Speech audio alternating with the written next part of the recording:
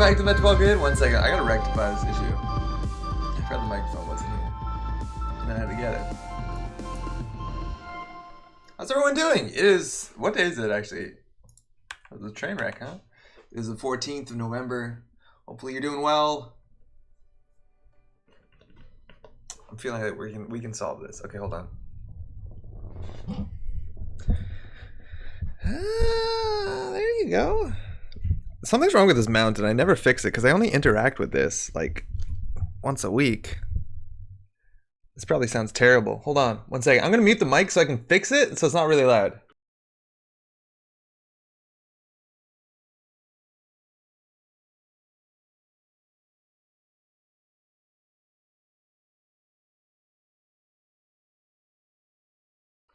Back in action. How's it going, everyone? Yo, Maddie. Hello, Maddie. Cody, what's up, sup fam? How you doing, man? How's the West Coast? Maui, how's it going? Howdy. Hey, Mark Andre, how's it going? Hey, success yesterday. It was pretty great. Kalinda bin.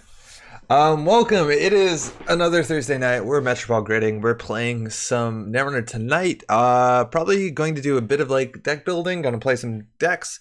Things are getting really exciting in terms of competitive Netrunner. It was like 2 weeks ago. It was US Nationals. This last weekend was UK Nationals. This weekend, Canadian Nationals. Hopefully you're heading down to Edmonton, Alberta, to join in the Canadian Nationals. Now the meta so far at the Nationals has been like, there's been a deck to beat. I think tonight we're going to try and talk a bit about how to beat it. I think there's some fun ways to beat it. But do check this out if you are in the Edmonton area on November 16th. That's just this Saturday, 11 a.m. to 3 p.m. It was really cold this week in Montreal. I think we went down to like negative 13 Celsius, which is absolutely mind-blowing for it's November. And I was like wanted to see how cold it was in Edmonton because Edmonton is hella frigid. And I looked it up. It's like 0 degrees. You'll be fine. It's really not that bad. Unless, depending where you come from. But like in terms of Edmonton, it's not that bad right now. I thought it'd be way worse. So hey, go enjoy yourself, the great outdoors, and then maybe step inside for some Netrunner. Talking about what's it called? About US Nationals. We've been seeing Liza just stomping all over Nationals. Liza taking, spoilers, UK Nationals first and second, taking US Nationals. There's a couple deck lists. This isn't the one that won US Nationals. This is actually Spag's deck, who I think Spags came in the top cut for sure. It's only freezing over there. Not that bad. It's not that bad. It's Canada. How's it going, Vincent? Welcome. It's like I grew up in Edmonton. I was like really young, like I was a baby, but like it was negative 30, negative 40 in the winter. Like it's bad. Good evening. Are you streaming any of the Nationals? How's it going, 3D6 Wizard? No, I'm not streaming any of the Nationals. It's in Edmonton, which is pretty far away. I honestly don't know if they're streaming it. I'm assuming they are. I'd be happy if they did. Maybe they're just recording it on video, but I think it's a pretty safe bet it's going to be streamed. I don't know. If you want to check out the US Nationals, you can check that out. You want to check out the UK Nationals, just a UK Nationals stream, I'm pretty sure as well. Let's see if we can find out. It's usually here. How's it going, by the way? Unfathomable cold. Yeah, it's pretty cold. As a California kid, 0 sounds awful. It's not that bad. Yeah, UK Nationals. I haven't actually watched this yet. It's up on Neo Red and Grid. It's the same channel that did Worlds, which is pretty great. It's pretty great production. So do check that out if you like. I don't know if it's on YouTube yet, but you can find it on the Twitch VOD, which is good. You got the chat rolling on the side. There's some good stuff there. But yeah, so we won't be streaming it. We won't be there. I don't think anyone from Montreal is in Edmonton, unfortunately. This weekend is also my sister's birthday, so I'm going to be a bit busy. I have family coming up anyway, so I'm not going to be able to watch it live and be in chat, but we'll be watching the VOD for sure. So that's going to be pretty cool. So Liza deck's kind of been a problem across all the Nationals. Now this is Spag's list, which is largely different. I was actually comparing a bunch of the different Liza deck lists, and this is a sort of deck archetype that we've been playing before on this channel a couple weeks ago. I didn't realize probably how strong it was. We played it, and I think we won a whole bunch of our games, but we didn't realize probably it's one of the most competitive deck archetypes. So people have been, I don't know if they're already playing it at the time or they've been optimizing it or how behind the curve we were on this one. Maybe we were ahead of the curve. But this whole like dummy box, that was the big problem with Liza, is Liza was like very, what's the word for it? It depended on the meta. She was very meta dependent because the way people played Liza decks is that if you played against a deck that was doing meat damage and if there's a lot of Wayland, generally Wayland is the one who wants to kill you if you're tagged. In your meta, Liza seemed to be a bad choice because you weren't running tag removal, you weren't running any sort of protection, because at the end of the day, it's really hard to protect yourself against meat damage when you have like 10 tags. Now, there's these interesting builds that are running Dummy Box as a way to protect resources. It won't let me click on this. And then they play Paparazzi, a card that says you take no meat damage. And of course, the corp can try and trash this card. And the idea is with a big hand size, with cards like Obelisk and Dummy Box, and an additional Wireless Net Pavilion to make it even more obnoxious, it might be impossible for them to get rid of your Paparazzi. So now this sort of meat damage, which was the only big weakness of Liza, is no longer a thing. And these decks have kind of spiraled out of control. Now, interestingly, this deck is actually a bit different. Most of the other decks that I've seen, some of them, actually a lot of them don't even run Obelisk. I think in the version we were playing, we ran 1 Obelisk, but instead they were running 2 or 3 copies of Clan, Counter Surveillance, excuse me, not Stargate, Counter Surveillance. Let's pull up the deck list. And that card basically says run a central server, pay X credits, X is the amount of tags you have, access X cards, which is obviously nutty by the mid game if you have like 10 cards, 10 tags. Like seeing 10 cards on R&D or HQ can... R&D is probably more important. Seeing all of HQ is good. Can win you the game. Here, let's try to just open this up in Chrome because we haven't learned. CS and Paragon. How's it going, user? What do you mean CS? Counter Surveillance and Paragon? I don't even like Paragon. Like, I don't even know if Paragon needs to be in that list. I don't know. Actually, Paragon's pretty good with Liza. I've been less and less on Paragon, I think, is what I'm trying to say. Rob, hey, what up? Not too much. We got some Netrunner today. How you doing, Rob? How's your week been? Cody saying self-growth program, GG easy. We're definitely going to be playing self-growth program today because I think it's amazing. I think this deck title, this deck list title, it's just a little paparazzi. It's still good. It's still good. This actually made me laugh out loud, which is pretty wonderful. And the question is, how do you deal with a deck that you can't kill with meat damage, but is floating tags? This is the other one I'm telling you that they're just running 3 Counter Surveillance and 3 Dummy Box, and that's all their influence. And this deck is doing really well. It came first and second in the UK Nationals. There's 85 players, so that's obviously a pretty competitive field. So the question is, how do you deal with a deck like this? And mind you, this deck is a bit different. This one actually can clear tags because it doesn't want to take a lot of tags because it's trying to win off of Stargate largely, which it can't really tutor, so it's hoping to find it with the Liza draw, with the Class Act, with the Obelisk. People gonna start shooting the moon. I don't even think that one's good enough, which is pretty funny. So how do you beat this? If you're trying to capitalize on tag punishment, I think all the really good cards I know to deal with this are yellow. So assuming you know how this archetype works, what can you deal against it? So I think there's a couple stuff. I think closed accounts is actually pretty great. They need a fair bit of money if they want to do their big dig, if they have 10 tags. So if you close their account, you kind of can put them back a fair bit. They might want to keep money on a rogue trading, so this might not be amazing. Sorry, I hit the microphone. I think, Psychographics is actually a really strong way to deal with this too. Psychographics is strong. If you have a Beal and you can keep that, maybe you can even fast track it. That seems a bit ambitious. And they have 10 tags, so you can close the game out with some big Beals, which is pretty damn great. And I think Psychographics was probably the way that I would have considered doing. If I was playing any NVN deck, I would just put a lot of Psychographics in it. And I was even thinking of like playing back in the day Titan. I used to play Titan Fast Advance with Psychographics because Psychographics is incredibly fun with Atlas counters. You have to play other cards that let you shuffle cards from your heap back into your deck or archive memories, I guess. But the idea is that with an Atlas token, if they are tagged, you can like Psychographics out an Atlas, then like get it back into your deck, which is something you used to do with Jackson Howard, but now you could do it with like Distract the Masses or whatever it's called. Pull the Psychographics, pull the next Atlas, do it again. Like you can just continually Psychographics Atlas out, which is like super fun when you get an Atlas with like 10 tokens on it for no reason. But the biggest thing that we've been seeing people tech against this is self-growth program. There's a fair bit of like NBN cards that came out around the same time that I don't know what they all do because they all have like really weird similar abilities, like remove 1 tag. If they have less than 6 credits, trash a card. Remove a tag, return 2 cards to their grip. If they trash a card, you can put a card on top of their deck or they take 2 tags. Like there's so many of these cards that like were kind of similar that didn't see a lot of play just because, well, maybe they're not that interesting, but on top of that, the NBN card pool has been pretty competitive and finding slots in most decks is pretty difficult. But this is actually a really strong card because it lets you deal with paparazzi without having to trash it, which Dummy Box prevents the trash. Hatchet job in theory is also a possibility, but it's also very difficult. So you can return 2 cards to the grip. You return 1 paparazzi. Mind you, paparazzi isn't unique, so maybe they have 2 paparazzis and then you just kill them with damage. And I think that's fantastic. That's exactly what this deck did. This deck loses really hard to that Liza deck because the tags don't matter, so their ID is blank, Data Raven is blank, some of Mouseless is blank.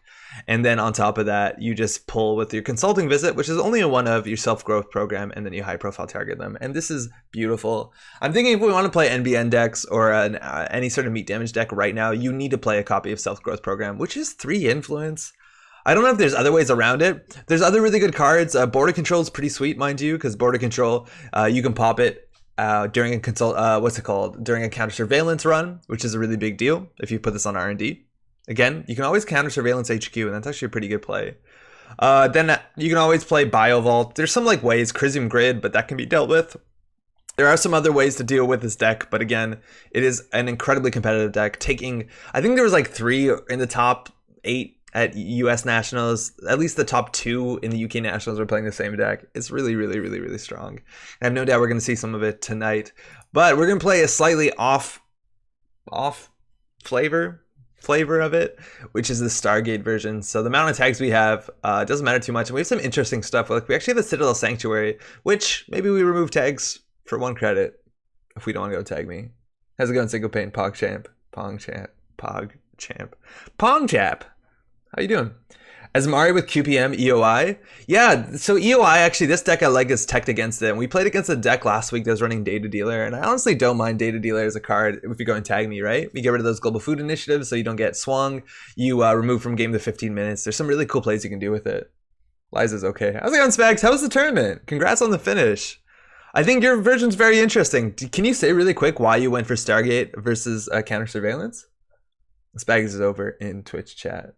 Has a good matchup too, yeah. I want to try and play, what's it called? Because I feel like it got a lot better and I don't think we've played it yet. I want to play Acme, because Acme seems really fun without so much Angolo and the Lamb, which is now banned and restricted. In that order. Cool, Corporate Grand 2. There's some versions actually that, I think the one that Eric was playing in US Nationals wasn't even running this Corporate Grant. It had no restricted cards. And with something that has this many resources, I like the Corporate Grant a fair bit. But hey, slots are slots. Hey, how are you doing, Jessica? I'm doing okay. I'm honestly like really tired. I didn't sleep well, and I slept through some alarms this morning. But we'll be fine. We'll be fine. How are you doing? Glad you can make it. Insider trading. Blue CI. That's the big hand size, right? Bring back Sweeps Week and all that. New runner deck.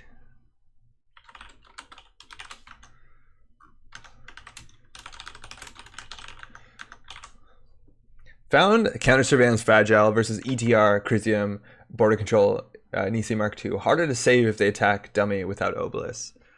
Okay, cool. Yeah, those are the very big counters to it, right? Like Border Control, Crisium Grid. Nisi Mark II is a really big one because they can usually rush one out. Your remote pressure probably isn't that good.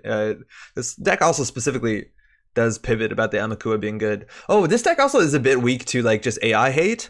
I think Swordsman might be one of the better ones. Turing is okay as well, but I like Swordsman a fair bit because a lot of these decks only have 1 or 2 cards. Like some of them have Fems only, some of them has Begulters. But trashing an Amakua, sure they could dummy box it, but I think I like it. It's obviously way better than IP block because tags aren't that bad for this deck. But AI hate can be really strong. Really good. I wish I could sleep through alarms. It sounds nice. Oh, it's so nice until you wake up after and realize you have an employment and stuff like that. It was fine. Yeah, sleeping is good. I underrate sleep like shit. Like, oh, you can swap sides. I underrate sleep like a huge amount. And it's catching up with me. I prefer Control over Glass Cannon. UK synthesized mine and White Blades. Super cool. But when they synthesize yours, like what elements do you think they took from it? Because it seems just like a more aggressive version of White Blades, of Eric's deck, the UK one. Right? Because that one was just like, counter surveillance. Like, did they take any of the control elements? Paul Up is a cool control element. The single same thing is something that I'm not entirely sure what it's for. The Lucky Charm is really cool. They are running Paragon, 2 of, I think 3 of is a bit too much. And Triple Class Act is not something I think I ran in my version, and I like that a fair bit. And we do have a bit more breakers, the Amina Begalter Tycoon. I think the Canadian one, or the one that won US Nationals from the Canadian player, was just Amakua and 3 Fem, which is absolutely buck wild. And that does have some problems, right? Like, I guess you can deal with wraparound, you have to Fem it. But that's like, I don't know. I don't worry about wraparound modernly. Grant Breaker Suite. Okay, that makes sense. Yeah. That's cool. I always wake up and think it's 5 a.m., but it's 10 until my alarm goes off. I hate that. Yo, that's one of the best things is waking up right before your alarm, because then you don't have to experience your alarm, which is usually a pretty shitty sound, and then you're up. I really like it, waking up right before my alarm. I feel like that's so cool that you have an internal clock.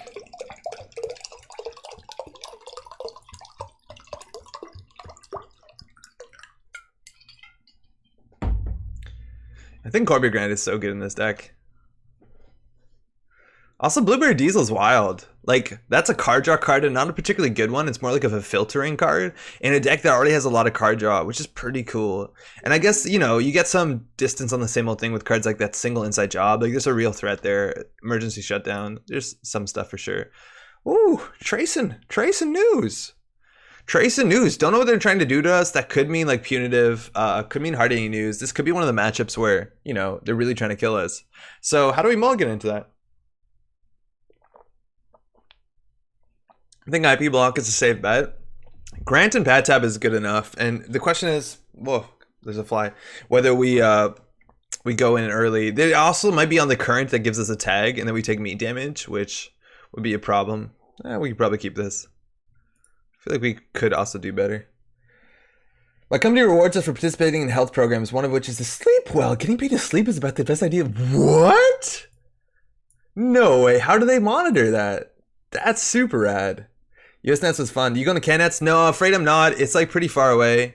And it's actually my sister's birthday this weekend. I have family coming up, so it doesn't line up too well. Snapkeep. Okay. So dummy box with Pad Tab is really cool because we can throw out the same old thing, and we can put the corporate grant down too.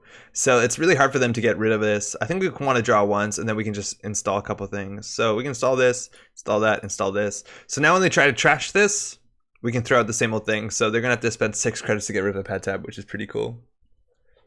Saw Liza was deck of the week. I've been looking forward to this. Hey, welcome Jeremy. This is a good deck. There's a fair bit of Liza to talk about right now. It seems to be like the most strong deck. The most strong. So, who knows? That's a daily quest. If we want to interact with them, we can inside job it. We can also let it fire, so they gain 3, we gain 1. If we inside job it, we actually don't even need to trash it, which is fun. But we could trash it. I tested it a bit. The deck feels like it's anti-Liza tech, honestly. This Liza deck is making me root for NBN far more than I'm comfortable with. So if we inside job this, I think we want to. We can always same old thing. They're not getting rid of this. Now we really want to find a paparazzi because they could hard hitting news us here. So we get money back for this. I didn't even do the math. We don't have to trash it in theory. Oh, that's good. I guess we'll take a credit. We want that doof to land. Oh, no, sorry. Well, I forgot they lose the credit. Oh, now we're tagged. Oh, that might have been a mistake. Whoops. I just wanted them to lose the credit. We only have one resource here. We are tagged. They're playing a hard hitting news, so that's exactly what we thought they'd do. Now, luckily, they're down to 2 credits. There could be an NGO front easily in that remote server, which is okay for us because our Pad Tab's going to fire. But now we are playing full tag me. So you have to basically protect the paparazzi. Might be on a fair bit of tagging ice. We want at least 1 credit so we can trash an NGO front if we do contest the remote. We're a bit far away from that. Oh, we shouldn't have drawn. We should have just run HQ there. I forgot we're playing Liza. Okay. Well, we'll run that so they pop it. We'll get a credit. Net quarantine. Whenever they increase his or her strength by spending credits, gain 1 for every 2 spent. The runner's base strength is reduced to 0 during first race. Okay, I don't think that's gonna matter. Huh. Weird. So we can't diversion. I think we did definitely misplayed that turn. We shouldn't have drawn in Liza. So now we can run HQ and get the double draw probably. I'm assuming they're on the current. Hard hitting new GG. You think we're fucked? That's an IP block. So all the subs here can fire. We're gonna take another tag. So they in theory could do credit and try and hard hitting news us, but it seems pretty unlikely. They didn't even boost that. It doesn't really matter. Yeah, this is really interesting. Geez, last time I was actively playing, people were all trying to buy every Jackson they could find. Times have changed. Yeah, well, Jackson's a crutch and all that, but Jackson was pretty good. It's not monitored. It's part of a service called Virgin Pulse, which rewards employees for tracking exercise, sleep, nutrition. It's a new sound. Okay, so we're just gonna take a tag. Each employee can only have a maximum of $135 per quarter, though, which I assume comes out of the company's pocket. That's still pretty good. So they're poor. Wait. Oh, there is a current. I'm stupid. At least we kept them poor. We can't get through this until we get our into our Amakua up to strength. That's a Rashida. We don't want them to have that. We need to keep them poor for sure. No install. Okay, here we go. Let's find more pad taps or whatever. So Tycoon will give him money, but we can do Tycoon into diversion. But installing Tycoon will make us poor. So we basically need to just keep this paparazzi around. So we could click for 4, which is not amazing. They could, they can't trash paparazzi. They have to spend 3. We also want, I think we're just gonna click for 3. It's really awkward because they might be on closed accounts. And if we click for 4, it's kind of bad. We need to keep this in our hand. I think we're gonna do it. If they close accounts here, we lose the turn. Need to get the turtle cooking? Yeah, I think we do, because we need to get the turtle up to IP blocks so that we can siphon them. Fuck, well they did have it. We said that would be bad if that happened, so we're just gonna waste the turn on it. Whatever. Yo, nerd, how's it going, Aaron? You going to Edmonton? Alright.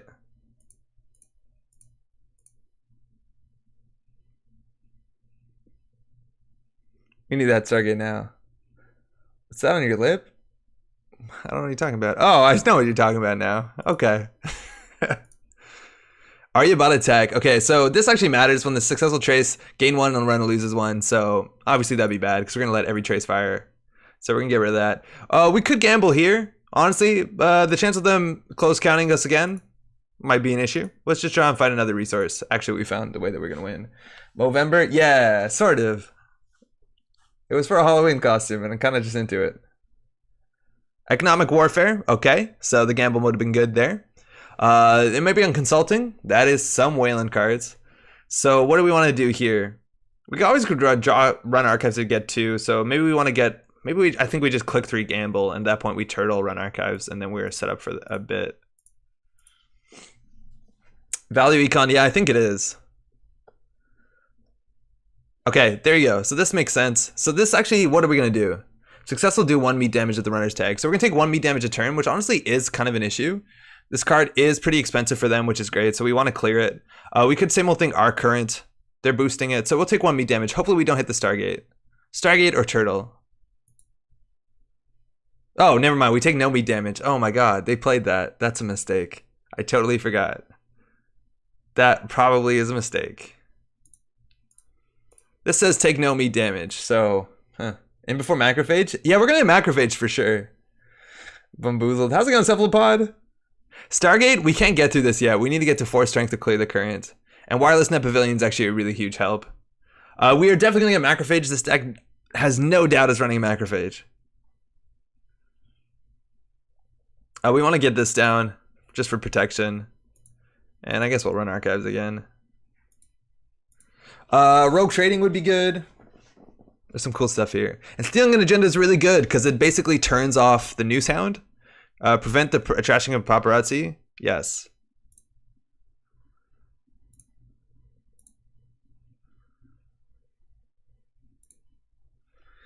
And they spent 4. They warfared us. Whatever. Yeah, once we get an agenda, we turn the current off. And then we can Stargate them for free. Run archives. So let's get a rogue trading here. That'd be sweet. We nailed it. We also could keep it in hand, but it's very unlikely that they can get a trash off on the paparazzi. So we're going to just take the money. Because we always want to keep a resource in hand. The problem is, though, they need 4 credits to start trashing things. So And we can get the Stargate down this turn. All-Seeing Eye would have been great. Yeah, it's definitely an issue. Oh, we have another dummy box. That's good. And we have a Rogue Trading. Okay, so that's all nice and good. So now we can just play a Stargate. And we can Stargate them. Break for 1. They can trace us.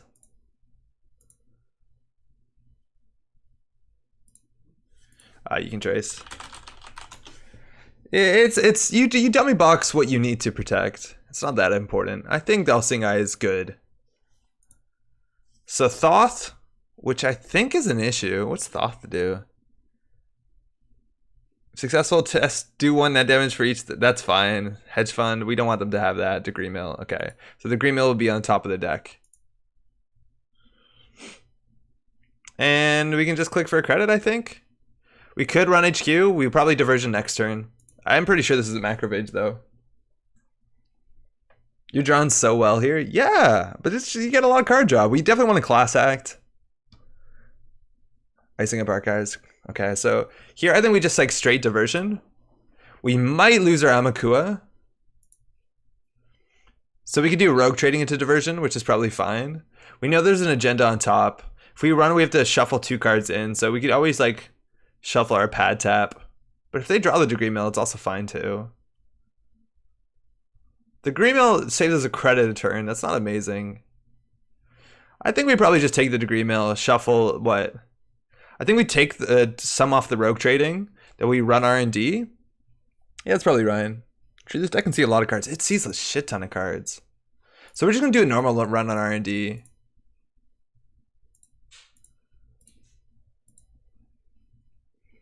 Stargate it? I think we can just steal it. You're right, maybe we should have just Stargated it because we would have seen 3 and then we could run again. Yeah, I think you're right. We could decide to Stargate it or not. I think you have a good point there. So get rid of the pad tap and the Rogue Trading. It shuffles back into your deck, which is sweet. We can install the Class Act. Again, the Obelisk would be pretty good here. We are also on game point, so a single Stargate could be good enough. We can't diversion them this turn. We'll just do the Class Act. Pull up might matter against Aryabhata. If we Stargate here, we don't win, so I just don't want to lose. So they have to trash this a couple times. Now we already have a bunch. It doesn't really matter what we do here. Also the Rogue Trading. This could matter. Now Stargate, yeah, we maybe wanted to Stargate there. But I think we're just gonna diversion them here. You can install Paul up though? Yeah, I totally can't. You have to run HQ. So I think we could run this. I'm assuming it's an Aryabhata or Rashida. Yeah, there you go. There's the macrophage. So all subs on this are gonna fire. So it looks like there's not an Aryabhata in this remote. So purge virus counters. Honestly, yeah, it's a bit annoying, but we can run archives to get those back. Successful trash a virus, we can boost that. Or we just throw this out, actually, we don't need to. So how much do we pay for this? We pay 4. Okay. This we can fire, we just dummy box Emaku in our hand. Yo, hello, how's it going, Movable? Welcome. We can use credits doing something. Yeah, they're doing something. I hope they boost on this one, right? So since I'm just getting back into Netrunner, what's the strategy behind Stargate? I see that it gets played a lot, but don't fully understand why. It's super good. It lets you see the top 3 cards and trash one. So you can basically like keep them out of certain things. Like don't draw money, don't draw ice. And that snowballs. Obviously you can trash agendas, but you get information, you can destroy things. There's not a lot of ways to just trash agendas, to trash ice, to trash operations. So that's super important. Stargate is a less good keyhole. Yeah, it's less broken. Like if you didn't ice R&D turn 1 against keyhole, you could lose the game. This is much less so. But like we saw them, it's like, oh, I don't want to get money, so you're not getting money. That's really important. I think they might pay 3 to end the run here. Trace 5, okay, that's fine. So they have no money. So that seems okay. We can just Stargate, run archives. Right, like now we know exactly what they need. I'm assuming this is a Rashida, but we can keep them from getting whatever is bad. Oh, it's a resistor. Oh, that's awkward. Oh, Well, we'd have to trace that. Do we want to pay 4? Then we can't. This. Yeah, we'll pay 4. We'll pay 4. Control the draws. Yeah, it gives them information too, of course. Like, it reveals it to both players. So this is the kind of ice that you want to femme fatale, which we don't have in this deck, but paying 4 is not the worst. The fact that they res this for 0 is a problem, so if there's another in archives, it could be annoying.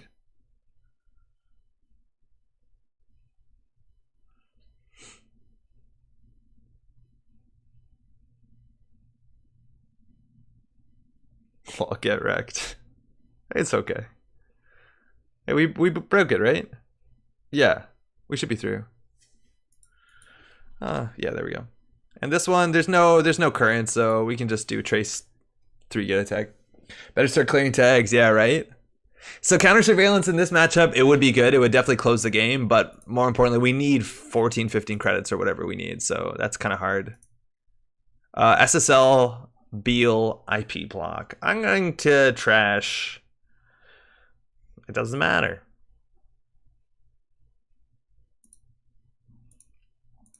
So if this is a resistor, it ends a run. If it's a vanilla, it ends a run. That is a good game. I think they definitely messed up playing the current into the, what's it called, into the paparazzi. I totally forgot about that too. That's always rough. But they wanted to clear our current for sure. And they played some value things. Like, we knew that we were playing into closed accounts. Maybe we should have just clicked for 3 and done something else, but there's not a lot we could have done. If only resistors trace strength increased as well. Oh no, your end is for this matchup. Yeah, that's why the making news credits are a bit better, right? Because this becomes trace 6, but then you just bounce and do it again. So it's like clicking for 2. Wendigon. Whoa, nice matchup. Thanks, Wendigon. Welcome. Shall start driving. Are you driving over? Are you going to Edmonton? WB's Vans leaves at 6 a.m. Wait, how the fuck long is that drive? That drive is way too long. There's no way you can drive to Edmonton. That's crazy. Let's do one more with this. But you see, like, you really do need some sort of tech. Like, they didn't have any of the strong answers to any of... Well, okay, they had closed accounts. That's actually one of the better answers. Maybe they had psychographics.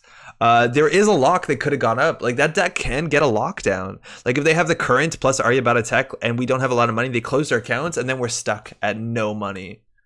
Oh, David, he's doing some testing out there. That's really strong. Like, they can get that lock going. At that point, you just basically get a rogue trading down and then think you get your way out of it. No. Is anyone from Toronto making it out to Edmonton? Is there anyone in this chat who's going to Edmonton who's not Canadian? I tried 99 Geist deck a bit the other day. 1 crazy success, 2 utter failures. Any hope for it in general? Yeah, definitely hope for it. Definitely have hope for it. There's definitely some cards that Geist needs. Like, Geist is in the worst spot that Geist has ever been at. Because of, like, restricted cards largely. Levy's obviously a huge issue, but everything else is kind of there. Going forward, like, I'm hoping Geist gets some support. Rotation, I don't know if that's a problem for Geist. I don't think so. All Seeing Eye in the pool? Yeah, All Seeing Eye should be in the pool, I think, forever. I think All Seeing Eye was, like, in Data and Destiny.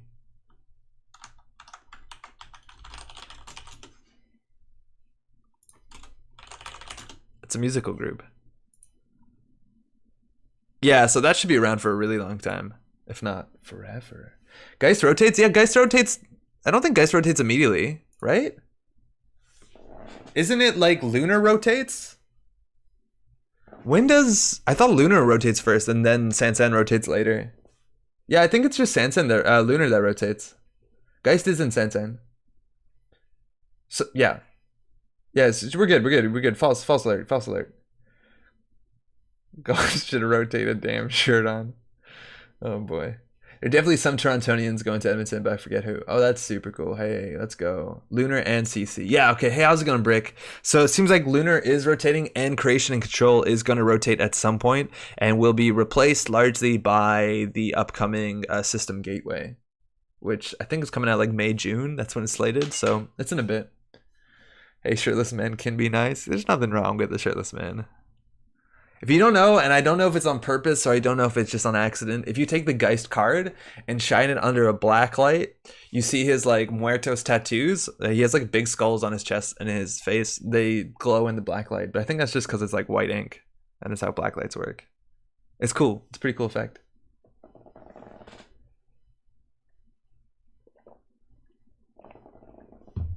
Man, not a lot of games on tonight. 1, 2, 3, 4, 5, and then a private one with David. So we'll hang out for a bit.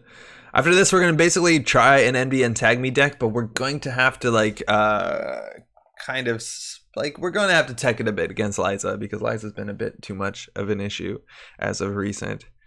And whether Liza wins, is Liza gonna win Canadian Nationals? That's the big question. Can Liza get 3 massive tournaments in a row?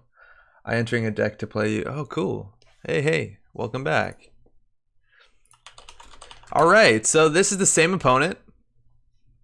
Yeah, same opponent. They're obviously no longer on Making News. They are 48. They're playing a 54 card deck, so that's kind of wild. No, not even 53. 5 plus. They're on a 53 card deck. We do have some good tech against this. We have Stargate, which is fantastic. We have Obelisk, which makes some things actually a lot worse for us, like Komainu and Psychic Field. Polop is good against Ronin, but most importantly, we have Data Dealer, which is really good against things like Sting and just in general against like Shikyu and Phyllotic Entanglement. I don't know Mulligan's hand though. Oh, that's a good one. That's a really good hand. Yes, as good as the Liza deck has been, a lot did die at US Nationals, and I think people are now starting to tech against it. So we have a really good opener. A good thing about us is like we're pretty good against Jinteki. We do mill our deck. We do have a 50 card deck, but the fact that we run Essential and draw 2 cards gives us a lot of protection against a lot of stuff. Now the question is, how many cards do we install? I don't think we need to go Tag Me right away, so I think we're just gonna install those stuff, and I don't know, click gain a credit, and then we'll draw the burst draw. So 1 card to the bottom. We definitely don't need Paparazzi as much as anything else, so we can go for here.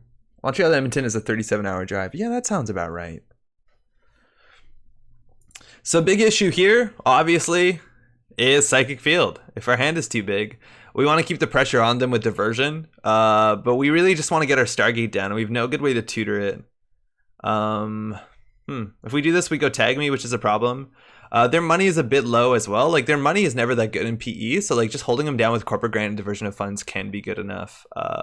And same old thing actually gives us a bit of flexibility with recursion because we're going to lose some of the operations that we really like, or excuse me, some of the events.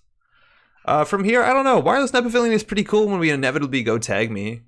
If we play Rogue Trading, that kind of starts, and they can trash any of these cards, which is not that bad for us. This might be good enough. We might want to draw there just so we get the class act trigger.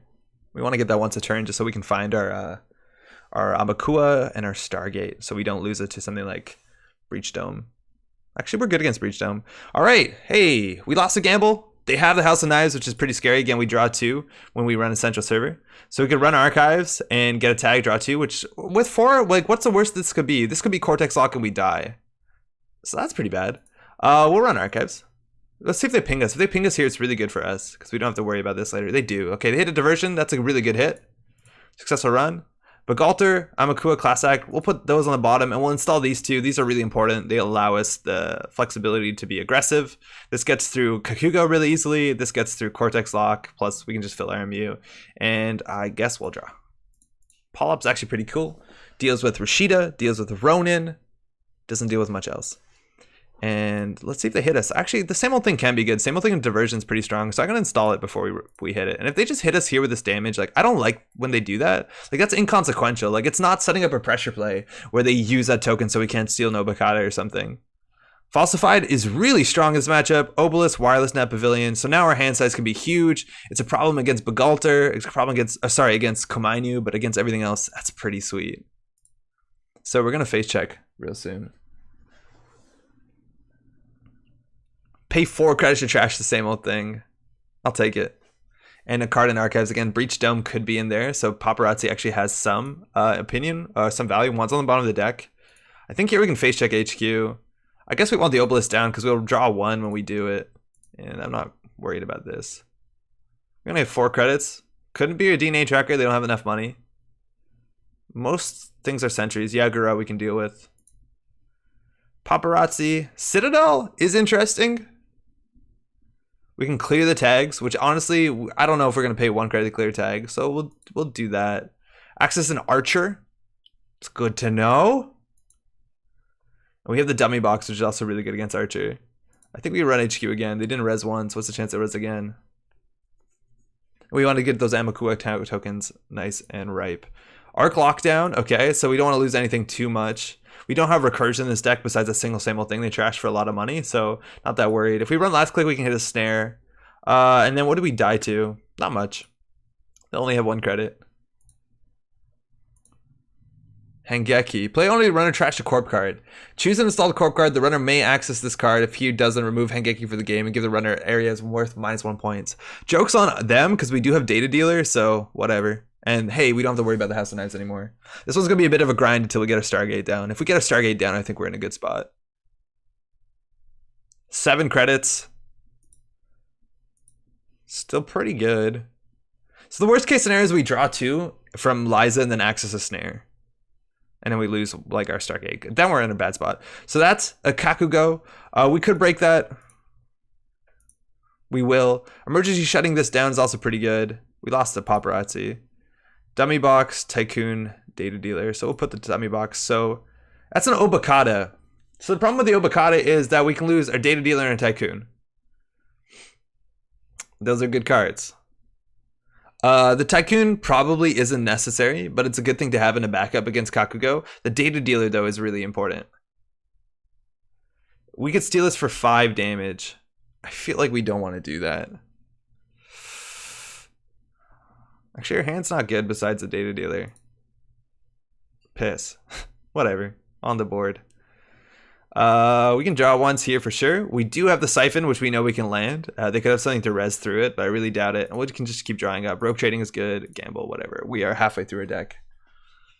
So now we basically want to get a Stargate, throw out another Obokata into a bin, and then steal a cheeky 1-pointer somewhere. We also now know what their restricted card is, which is good. So we don't have to worry about like some burst bioethics kill. Because considering we're leaving cards on the table.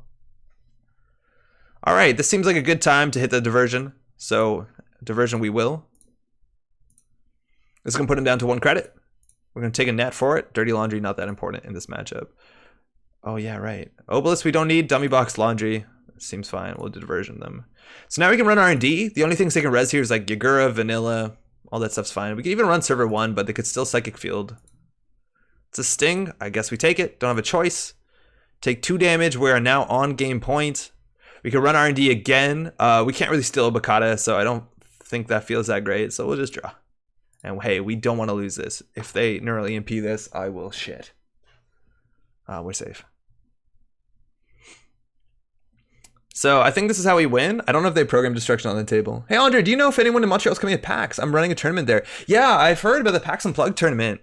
Original plans were to actually make it down. I know there's some good interest to make it down to Philly. Unfortunately, I am now on Christmas holiday for those 2 weeks, so I can't make it. But I'll figure out, Dan, because I know some people wanted to originally. We're going to take the rogue trading money first, install that, and we'll Stargate. And now we just want to find... Oh, I forgot we had no clicks left. We just want to throw in... That's the archer. Woo! Can we break that? No, we can't break all of it. Okay, so we can break most of it. We just want to not trash programs. So that's 5 for the strength. So break sentry subroutine. Trash. Break sentry subroutine.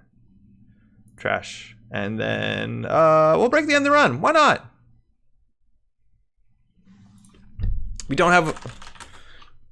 we do have a pad tap, so that fires. So that's good for us. We don't get the 2 credits back from Begalter because we didn't break all the subroutines. If we see an Obokata here... Oh, this also fires. Whew, whew. Bachlan really strong against Archer. We can just power it up off the Kakugo hit. Amina. Pad tap's actually okay now because we're poor. Whatever. Preemptive. That we want to trash for sure because it's like their way that they can... the way that they can save themselves from a Stargate. Gio is an agenda which is now in their hand. Dan, I'll find out. I don't know. I honestly don't know.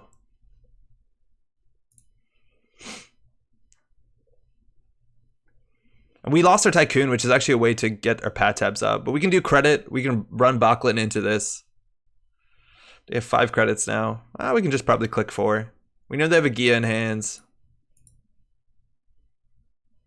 Also, just getting up the Amakua to strength is okay. We don't have to respect another archer, but like just running archives twice might have been fine there. Just trying to hype up the vent. Yo, the vent looks tight. Like I know there's a lot of interest in it, right? You're going for the purge. Makes sense. Okay. So we should set up a wee bit here. So we'll get the Bachlan down. So we just want to pressure with Bachlan. So this is Bachlan. First time it run, you encounter a piece of ice, place 1 power counter. So we can just jack out. We can run R&D again. We can also install a dummy box to prevent this from being trashed, because derezzing, I think actually we should do that.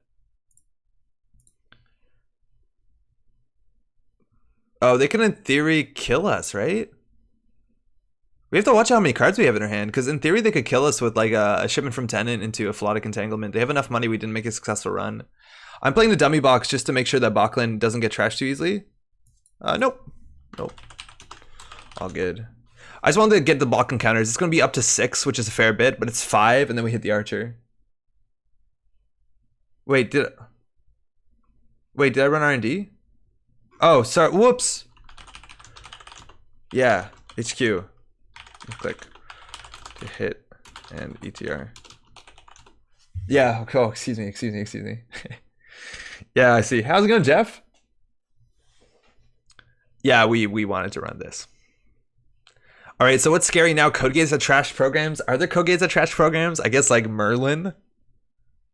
Arc lockdown, diversion of funds. That's quite okay. So do we just run archives?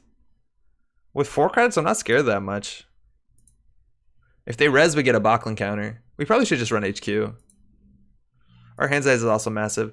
Corporate grant, which is good. Diversion, which is good. Falsified, which is also good. I feel like we won't be installing that much. I think the diversion and falsified is probably good enough. We know they have... Oh, right. There's things in here. Do we still have... No, we lost our data dealer. Okay. Well, we'll take the Kronos. It's going to do a damage. That sucks. We're going to take the Breach Dome. It's going to do a damage and a damage. And to Shiku, they have to pay money off of this. And it's worth a negative point, which at this point doesn't matter.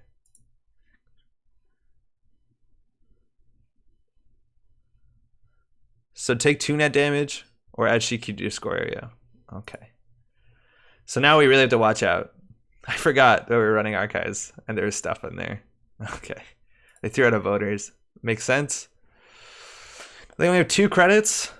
We could run HQ. Probably draw. Oh, what is Namor? Okay. Drop 3 cards. They're gonna mill us. Amakua, falsified, pad tap. And we're just jack out. I think we want to draw once. This honestly could, I guess I can't score it that easily. We'll draw once. And we'll run HQ, and we'll just get one of these.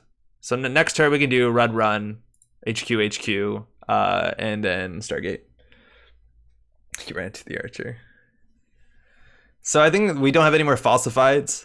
So we're gonna run HQ, get a counter on this. We're gonna run HQ, get a power counter on this. We're going to Stargate, get a power counter on this. Derez a piece of ice. Continue.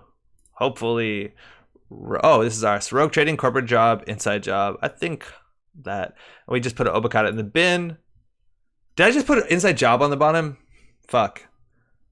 All right, we have 6 credits. There's an Obokata in there. There's 1 preemptive out. They have 5 credits, which they can't biotic out. Maybe just probably click for a credit. We could just run it, actually. I don't know what's going to stop us for 5 credits. I don't think much. Yeah, that's it. Good game. Yeah, built-in damage protection. Thanks for the game. You get the built-in damage protection. They're definitely trying to mill us out. And as long as we kept the right cards, as long as we didn't lose a Stargate to a Breach Dome or something. I think we definitely played that one a bit sloppy, but you have the idea. Archer obviously really weak to derez effects, and we also have 2 emergency shutdowns in this. Oh, we don't even? I'm thinking of the other deck. Excuse me. So we're on Bachlan's instead of emergency shutdown. We can just kind of build counters off of that.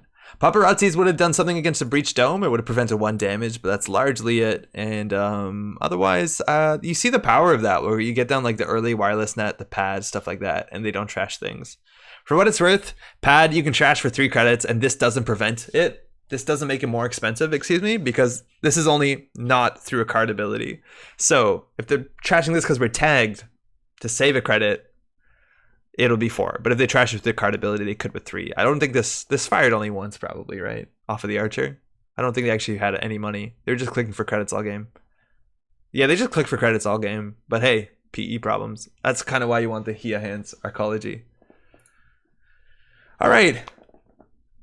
There's a lot of criminal here. What's the chance that these are all Liza? I don't know. Not 0. There's probably a fair bit of it. So what we're going to do is we are going to tune a deck that we played a bit before, see if we can tech against Liza, and then see how that goes from here. My name is Andre, by the way. Welcome to the Metropod Grade. We are between some nationals. We played the Decklist of the Week this evening. If you're new to the game, maybe you're new to these channels, I highly recommend you to make an account either on Twitch or YouTube. We're streaming at the same time. How's it going, Baza? Happy Thursday to you as well. It's a really good time to ask questions, to meet some people, to ask why we do the certain things we do and why we don't do what we do. It's definitely a bit of an interesting game, and questions help a fair bit. Oh man, I got back into Doomtown recently. Doomtown's such a good game, and like I'm not particularly good at the game, and so like I get that experience that I haven't had in a while where you're like trying to learn a game and trying to find online like how to do certain things. And like, I don't know, it's not that easy. There's not that much Doomtown content, but I'm at the point again where I really appreciate hopefully good tutorialized content, which I know I don't do much else besides streaming as a recent, but it helps if you can ask questions, that's for sure. Sigh. How's it going, Maddie? Huh, what? Yeah, wants to play some Doomtown? What's a good shaper to play? I find that I just like their flavor bit. Best to play for someone learning to play again. I mean, oh, that's a good question. There's a lot of good shaper IDs. If you want to play something more competitive, you want to play something that's just to learn. So let's look at the shaper IDs really quick. That's a good question. Let's go advanced, identity, faction, green. So full cards. Okay, cards that I think are really fun and good fundamentals to learn how to play the game. Smoke is cool. I think smoke decks are all pretty boring and similar because they all use stealth icebreakers, because that's what smoke is, stealth. And there's only so many stealth cards. But the good thing about smoke is she really encourages you to use your credits efficiently. You want to use this credit every turn and to run every turn, which is good fundamentals for someone who's playing the game.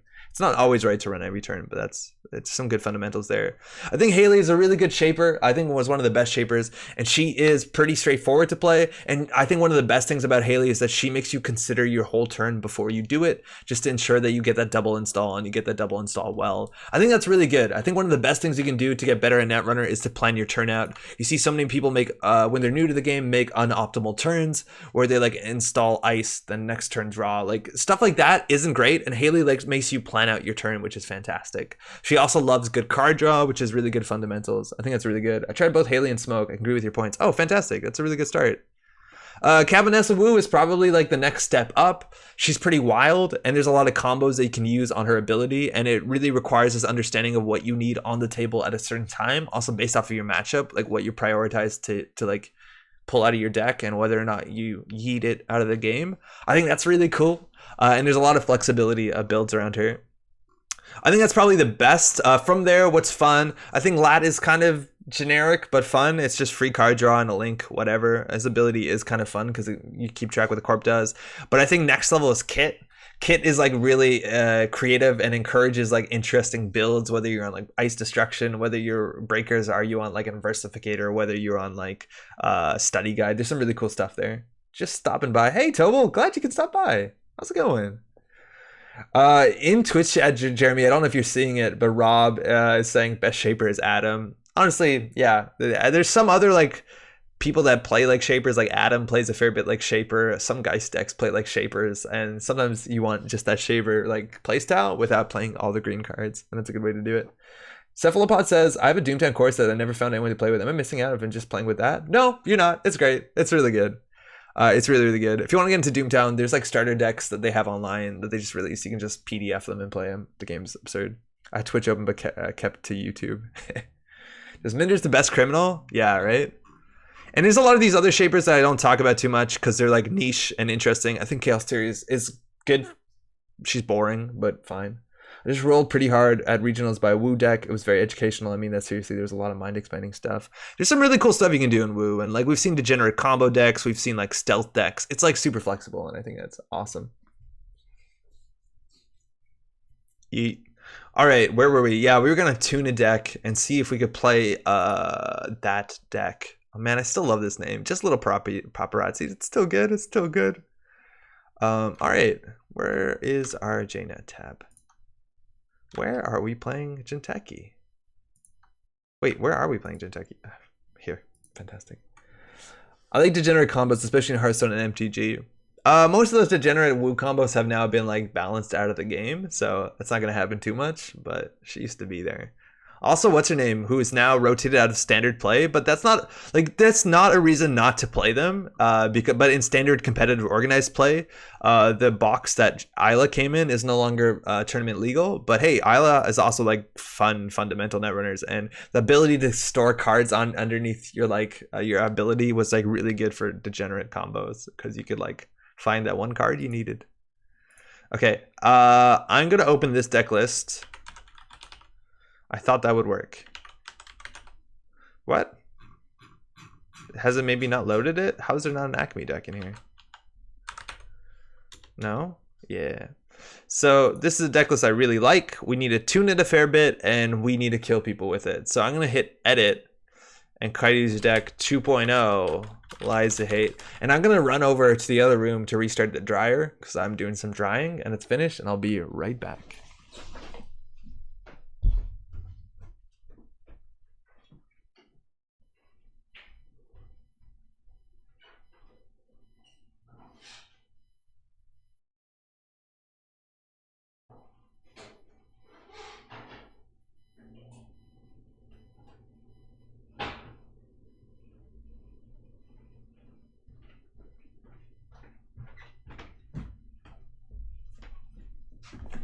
Okay, so does anyone else do laundry on a Thursday night as a normal? Seems kind of odd. I don't know, why do you have to only do laundry at a certain time? That's weird. I do have my brother staying for the weekend though, and I want to make sure I've cleaned bedding, so that's largely what's happening. I'll be honest, but I do laundry whenever I can. Okay, this is the Coyotes deck, and the idea is we're playing Acme. Thursdays for Netrunner.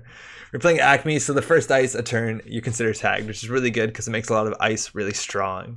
We've seen a lot of different Acme decks over the last couple of months. One that was really cool that we had enough time to try was one that was actually running that HB operation that actually won Worlds, fully operational, I think is what it's called. And the idea is that the outer ice is really beefed because of this ability. So they basically made multiple servers with one ice each, and I think that's actually really cool. That's a good way to get value out of this. Holy crap, high profile target seems really rude. I like it.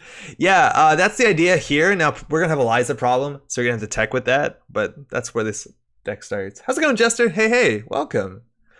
So this deck was actually really strong, but it was losing, I think it was losing consistently to really strong proper play from a lot of like just controlling criminals and controlling shapers. And the thing is, like, the really big strength of this deck was the fact that IP block it's massively annoying if you have an AI when you're playing this deck, but if you don't have an AI, universal connectivity fee is massively annoying.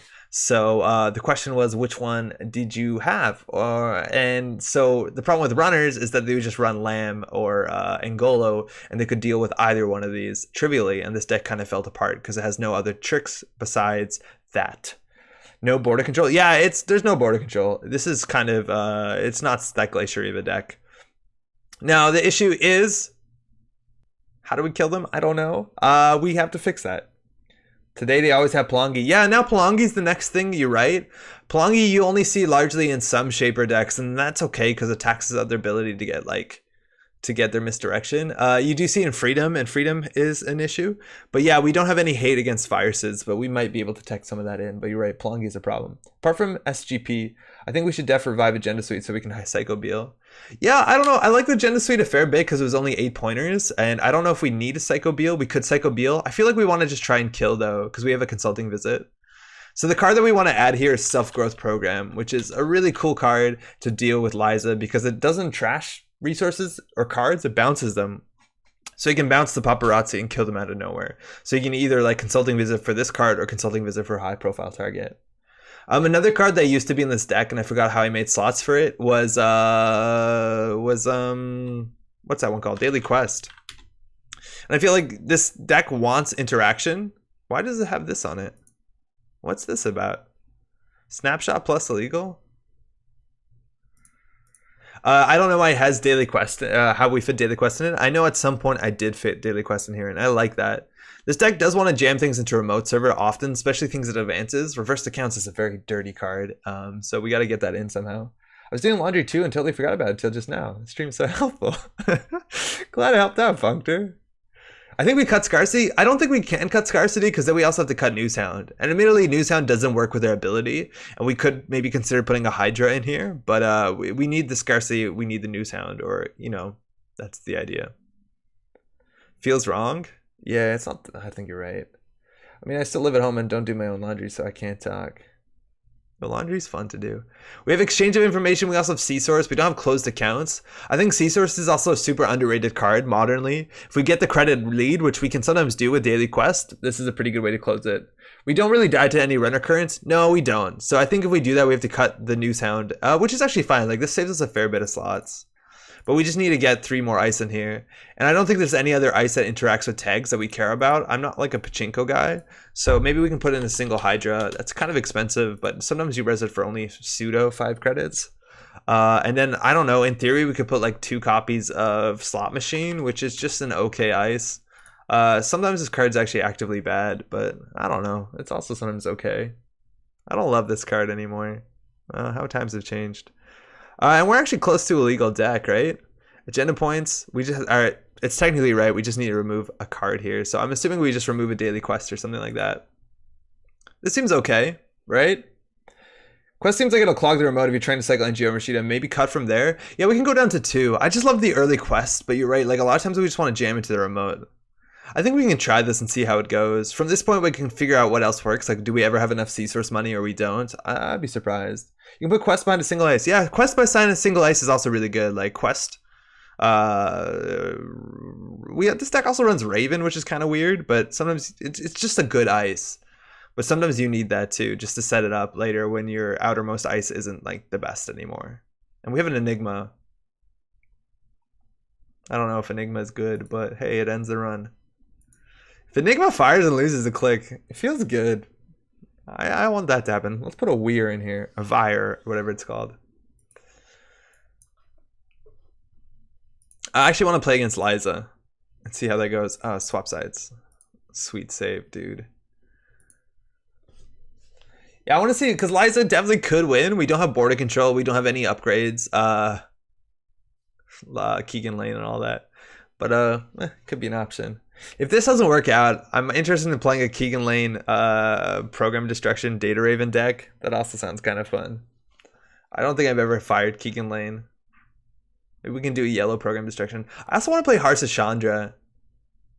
And I honestly am convinced Harpsichord is probably okay at this point. There's probably an okay Harpsichord deck out there. I don't think anyone knows what Harpsichord does or remembers it. It no longer has that mid-seasons like scare, and hard-hitting news maybe doesn't have that much teeth. I love Keegan Lane as much as possibly love a yellow card. Harpsichord is the best NBA ID. Yeah, that ID of also, I saw people considering, I remember people considering that ID back in the day just because it didn't lose to medium. And like, that's a really cool ability. That was back in the day when Employee Strike was around. And now things are even better. But like with things like Stargate, I don't know if you need that ability. I think that ability is good because you can just like jam things in remotes. That's kind of cool.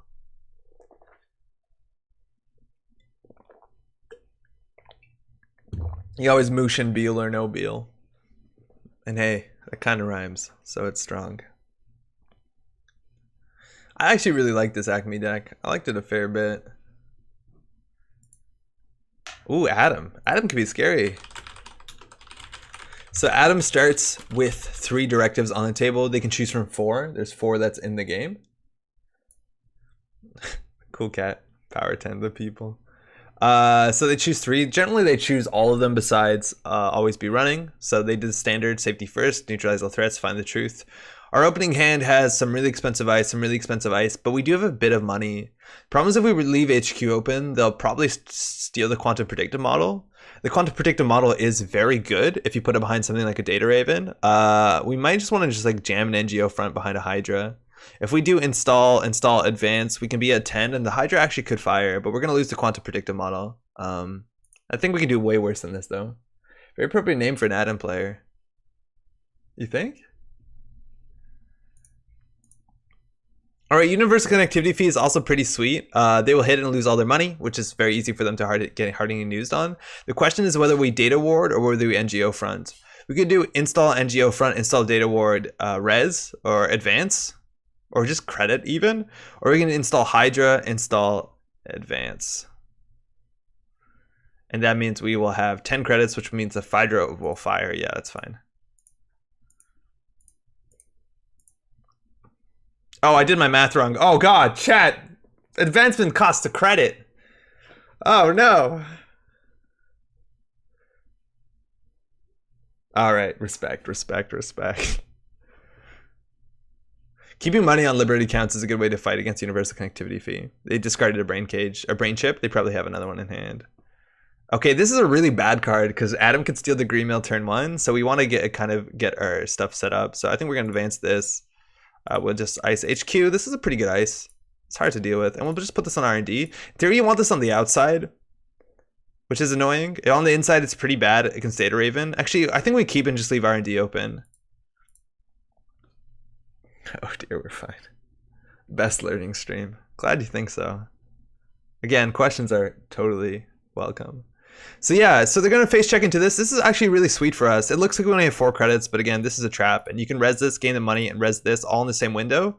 They're considered tagged, so all of this will fire. Do 3 net damage. Wow, we trashed a Logic Bomb, a Brain Jip, and Sable Thing. They're 1 card from death. We're gain 5 credits, and we're going to end the run. They don't keep the tag. I would actually like them to keep a tag, but they don't keep a tag. So this is kind of like a mixture of DNA tracker and end the run. Glad to hear you like questions. I just don't know all the questions to ask. Hey, no worries. Find the truth, draws freedom through equality. Very scary that they're running that. They now the access here. They're going to see what this card is. They reveal with find the truth. Doesn't really change much because they're going to access it. But we're running 3-pointers and they're running find the truth, which is absolutely terrifying. We also are going to know what they draw into their hand. So we're going to know whether or not they have a Logic Bomb and they can contest this remote. They drew a Brain Cage and they have a Mad Dash, which is a restricted card. That's absolutely terrifying. Universal connectivity fee. We could probably, yikes is correct. We could probably just get this degree mill in here. We could do advance. They need to get through here. We could overprotect it. I like protecting R&D. If they run HQ, we can res this too. Our money's a bit shit. This is where you'd want a what's it called? Daily quests. So they installed the Brain Cage, throwing out a freedom through quality. They have the RNG key, so now icing up R&D is pretty sweet. And keeping the money on here, I think, is actually really smart on their part. We do have the NGO front. We definitely wanted. They drew an Inti, which actually doesn't do well with any of our ice. We have no low strength ice in this deck. We could do advance, which puts us on 4. We also could do triple advance, which is a bit more dicey. We want to be able to res this. So I think we're actually just going to jam the NGO front into a new remote server.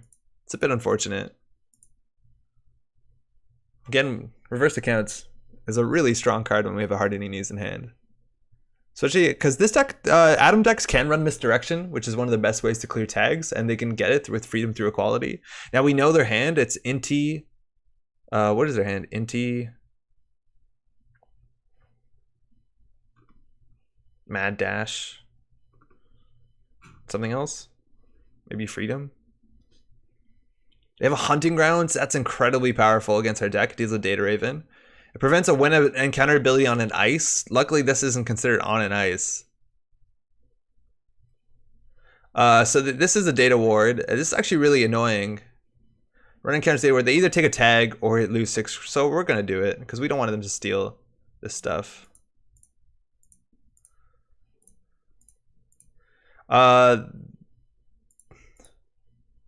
Wait, it doesn't when the runner encounters. So tag or 3. It doesn't let us fire that. So they're paying 3, and now this ends the run because they're considered tagged.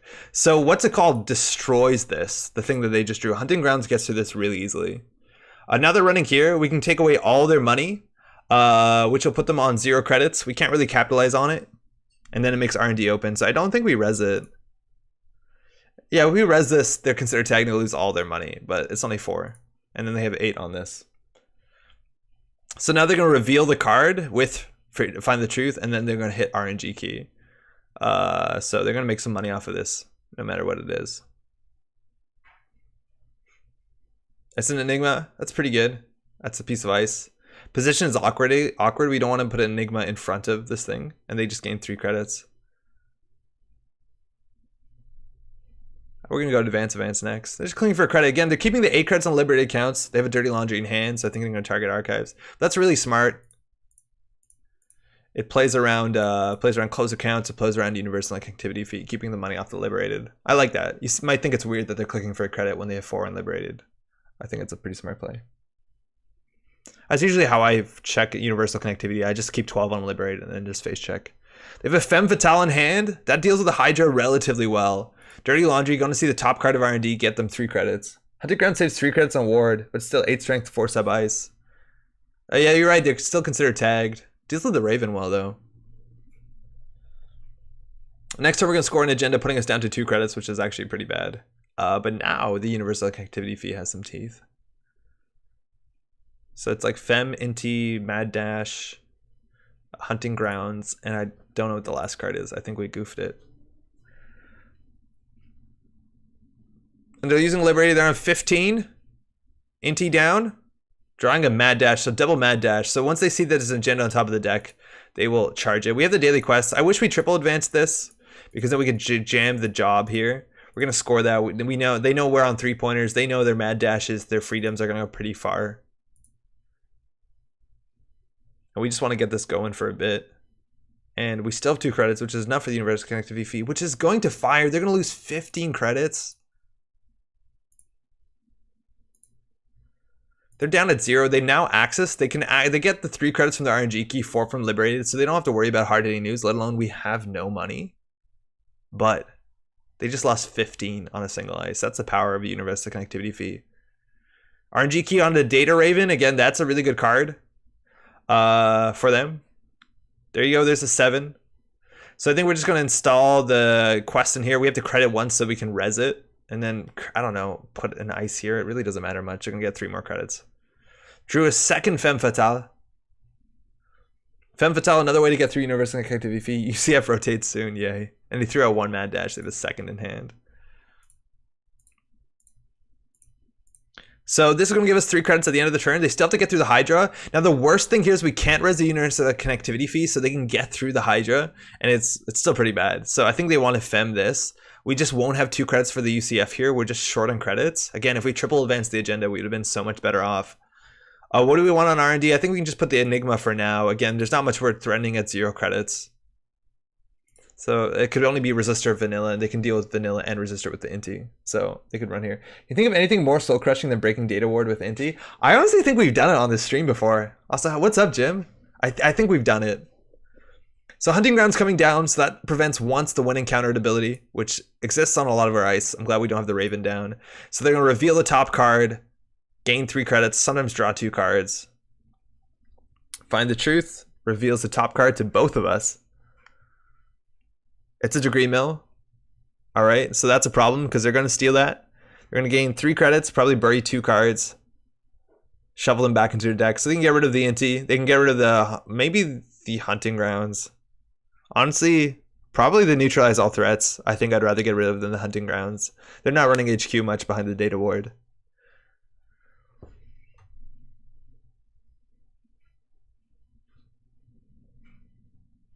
I've seen an opponent break my Chiashi with Inti, just barely less soul crushing. They just don't steal Mad Dash it though? Oh, you're right. They could just come back and Mad Dash it. I think you're totally right. They have 1 in hand. But they also could just keep the current and Mad Dash the last agenda. I think that might be better off. There you go. They did the right, I think the best choice, the Inti and... Oh, what did they get rid of? Wait, what did they shuffle?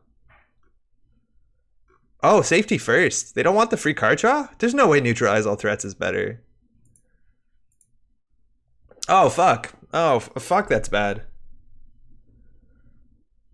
Okay, well, hey, we have an Enigma up, so get that going for us.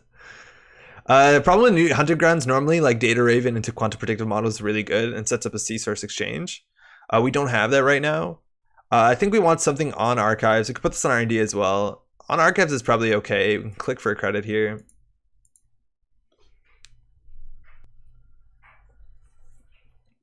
And they're technically on game point, right? Because we know they have a mad dash. If they see an agenda in R&D, or they could just mad dash HQ with neutralize all threats, and they probably win the game. They just drew the safety first, the cast, installing the cast. Again, we have no scarcity, and installing a safety first. They just redrew everything they shuffled. That's buck wild. But yeah, this is why scarcity is good. So we can install double advance the reversed. Again, that's the problem with this remote, is that it's jammed up with the good money card we like. Data Raven doesn't do a lot because they just get through it and they have to beat the trace. We do have a hard-hitting news.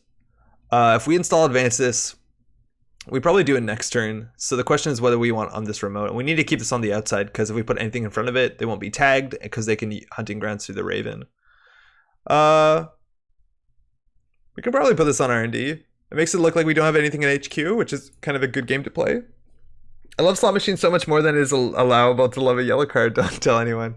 Slot machines is really fun, but I found so many circumstances in which it's helped the runner more than it's helped the corp. Gamble, logic bomb, playing the gamble there, it's 16 credits. And the logic bomb means that they can get through universal activity fee with no clicks left, which is obviously a really potent effect. We haven't seen if they're on an AI breaker just yet, so the IP block, actually it's a good ice. This is a reason to have Inti, right? Because they can't trace through it. Slot machine was really bad when the runner's at 0 credits. Yeah, or they want to filter their deck. I think we can build a new remote and like jam this into it. This looks like a Rashida, and I'm okay if they trash it here. I guess we'll advance it once. It looks like an NGO front here, but the IP block actually is pretty relevant. It ends the run because they're considered tagged. If they have an AI, they can get through that with the hunting grounds, but otherwise it's trace 3 for another tag, which is good. And we can actually slow roll this into a hard-hitting news. I don't know how we capitalize on it. Let me move my face, but we probably are going to try and hard-hitting news them and then kill them. Ideally, we are a kill deck at the end of the day. Sculpting the top of your deck for maximum inject value is fun. Square S is off slot machine firing last week. It's amazing. No way. Off of like a blank one? Like no advancements and you got 3 counters on it? That's like a sad stug. They're thinking this is a hella suspicious play, I'll be honest. They're playing freedom. Woo, and they're mad dashing it. They can't even get through this, which is great. So they're going to take a meat damage here. And this is going to end the run because they're considered tagged. So we have no good way to clear the current because we don't have currents. So this is going to be on the table for a while, which is absolutely terrifying. But they also did run. We're not going to be able to reverse into hard hitting. I think they have too much money. Oh, they can logic bomb this.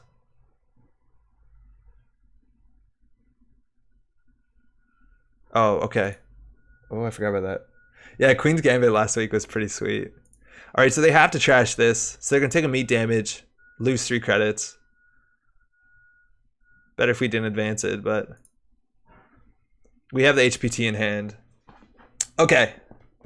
So, can we get this to fire? We could do credit. No, they can clear the tags. It'll be at 14, so that's not particularly great. Drawing is also kind of bad because, well, it means that there's more agendas in HQ and they might run for it. They drew a career fair, they drew a gamble, they drew an emergent creativity that lets them find the programs that they need. So we're going to res the Rashida, we're going to pop off. Again, C-Source at some point will be good. We also have an attitude adjustment, which lets us bury some of the agendas that we really want to get rid of. This is taken away. This daily quest is actually done good. Just install advance to the SSL. I think you're right, but now it's too late because we have Rashida. The thing is, like, we lose. We do lose if they do that. I think they just fem this. Like, we know they have a fem in their hand. I don't think it's safe, Rob.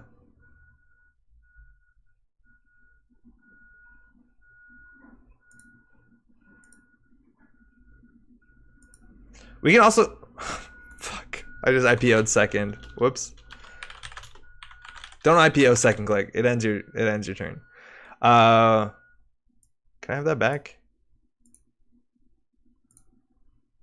And now I'll IPO. Can I IPO? How? How do I get this? I want this. Give me this card. Oh man, it doesn't work.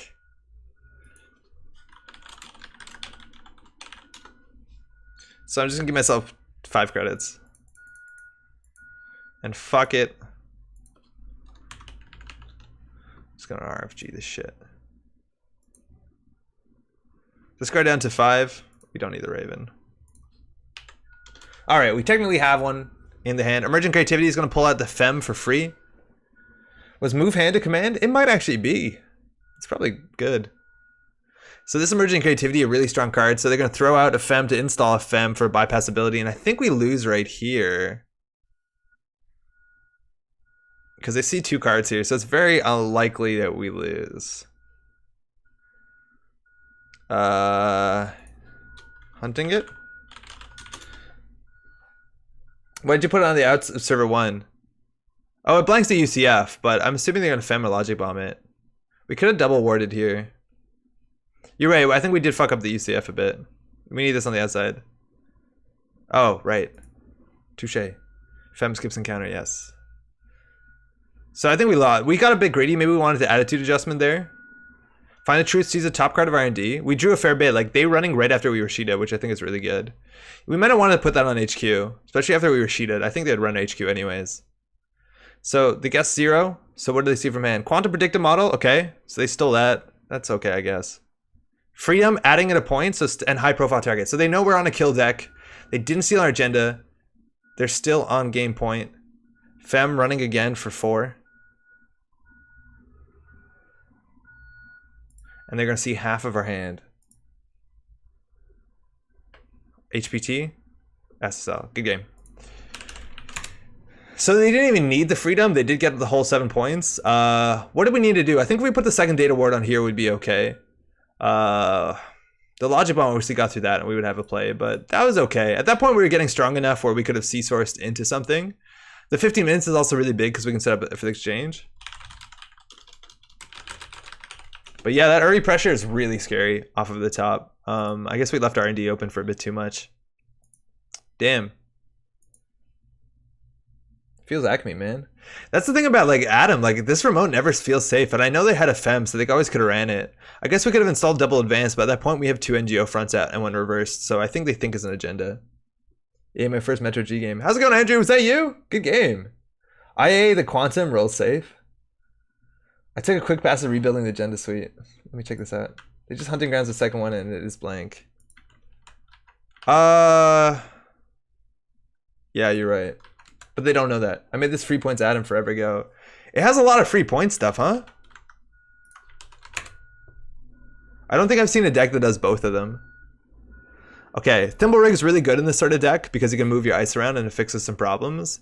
We got the Ward, the Block, Slot Machine, Thimble Rig, Universal. We don't have the Enigma, Data Raven, Hydra. So what else changed? We have Psycho because we're on Beal, Quantum, Food, a single high profile target, and a Boom. That's just for slots, huh? It's still kind of messy.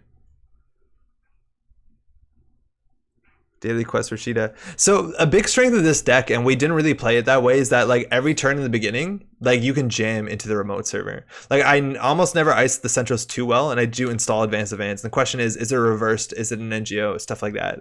This no longer has it, so it's not very jammy unless we're jamming agendas. And I guess they don't know that we don't have NGO front, and that's kind of a cool thing if they never see it. But I don't know, I'm a bit suspect about that. Because I like just being able to jam because you have that good ice. Like you saw how it was here. We were playing against both Femme and Logic Bomb. And if Femme and Logic Bomb weren't in play, I think our remote's like really, really scary. Like that's a pretty good remote. And as soon as they overstep, we hit them with the hard-hitting news, which is really good. We're going to have more agendas to jam. Yeah, we are. Corporate sales team too. Man, I wish Exploded Police had fired when you scored it. That would have been good too. 10 agendas is a fair bet, but it's not that much more. Not convinced it's better, but I really want to Psycho for the auto win versus Liza. Yeah, I hear you on that. I need to go to bed. I'm not going to, but I need to. Hey, Jessica, hopefully you sleep well. Sleep through that alarm, okay? Thanks for dropping by. Let's try another one with that. I don't know, Rob. I think the Psycho Beal dream is like totally alive and well, but if I was going to do that, I'd probably just play as Mari. Oh, we'll try one of these after. I think Thimble Rig is really sweet, and I wish I had influence for Thimble Rig, and I like the closed accounts too. I just want to jam though. Ah, Clocots, what's up?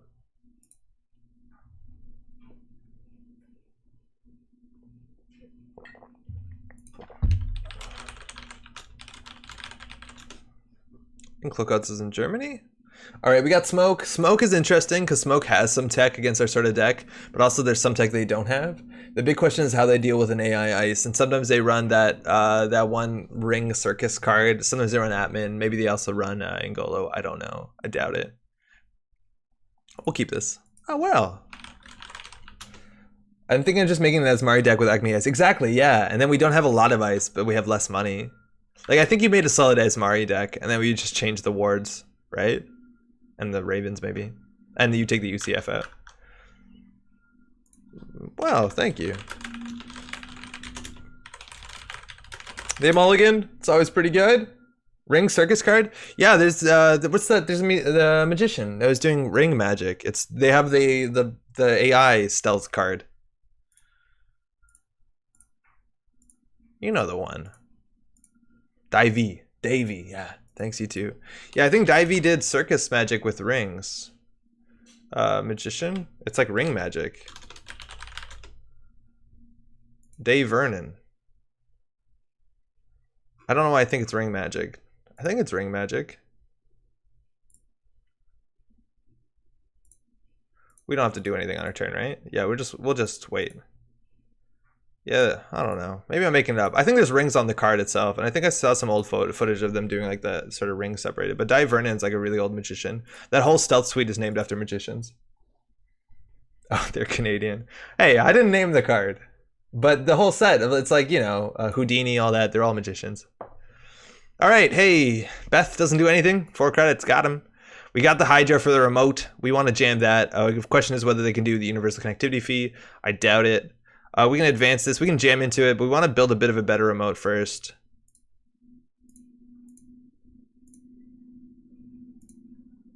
If we had the hard-hitting news, we can go from here. Yeah, he's the guy who taught Ricky J. Who's Ricky J?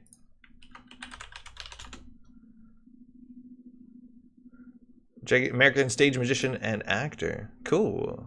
Ricky J. Podash. I used to know a fair bit about modern card magic. Fuck, who's my favorite magician? Because one of my best friends growing up was like into that sort of scene. I was like learning a lot of magic and performing at shows. So a lot of that was like, you know, you'd get tapes and stuff online. Falsified? It's an asset. I'll res it so they can't falsify it again. Ooh, that's some influence. It's a good card. Film critic coming down. Okay, so that deals with our SSLs and our other one. You know the one. We have consulting. Okay, so we're going to jam here. Gain 8. So now we'll do server 1. They probably want another falsified. We'll do R&D, I guess. This is kind of awkward.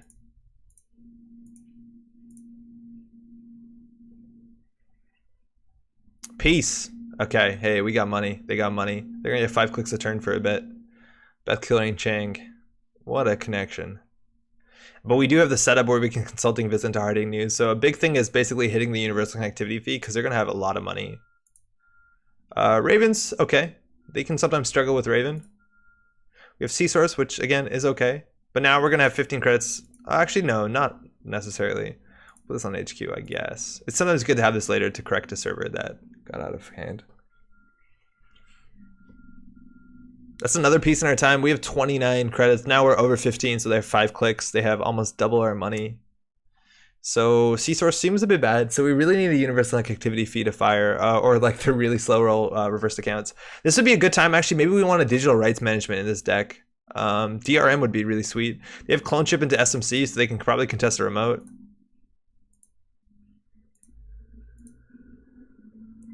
I think we could just install. We'll draw once. Yeah, that's good. Yeah, we'll res it just because we're working on C-Source. But with a single SMC and a clone chip, especially when they have misdirection in the bin, we might be in a hard place to line a hard-hitting news. And with one SMC, they can get through 2 depths of ice. Now the big question is if they have enough stealth credits. Are they on Switchblade? Are they on Dagger? I think Dagger is best for us.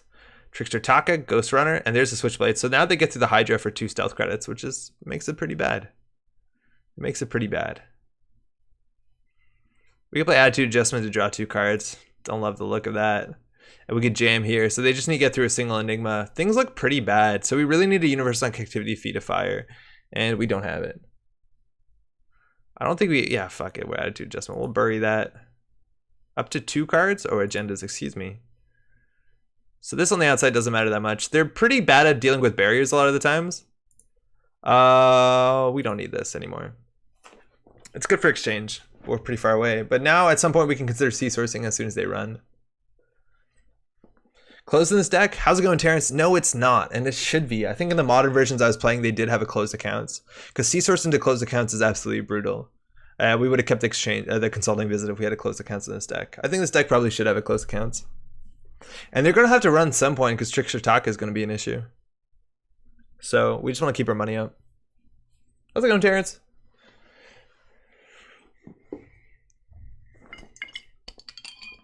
Trickster is cool because it does force interaction unless they want to just trash it, which is not a good way to spend 3 influence, I don't think. Houdini coming down. Let's do some magic into the code gate. We don't have a lot of code gates in this deck. I think it's just Thimblerig, Enigma, and... Sorry, Enigma Slot Machine? That might be it. So, I'm not going to need too much from this. It breaks Slot Machine for a lot of money. I don't understand Houdini over Refractor. I guess this does keep the strength.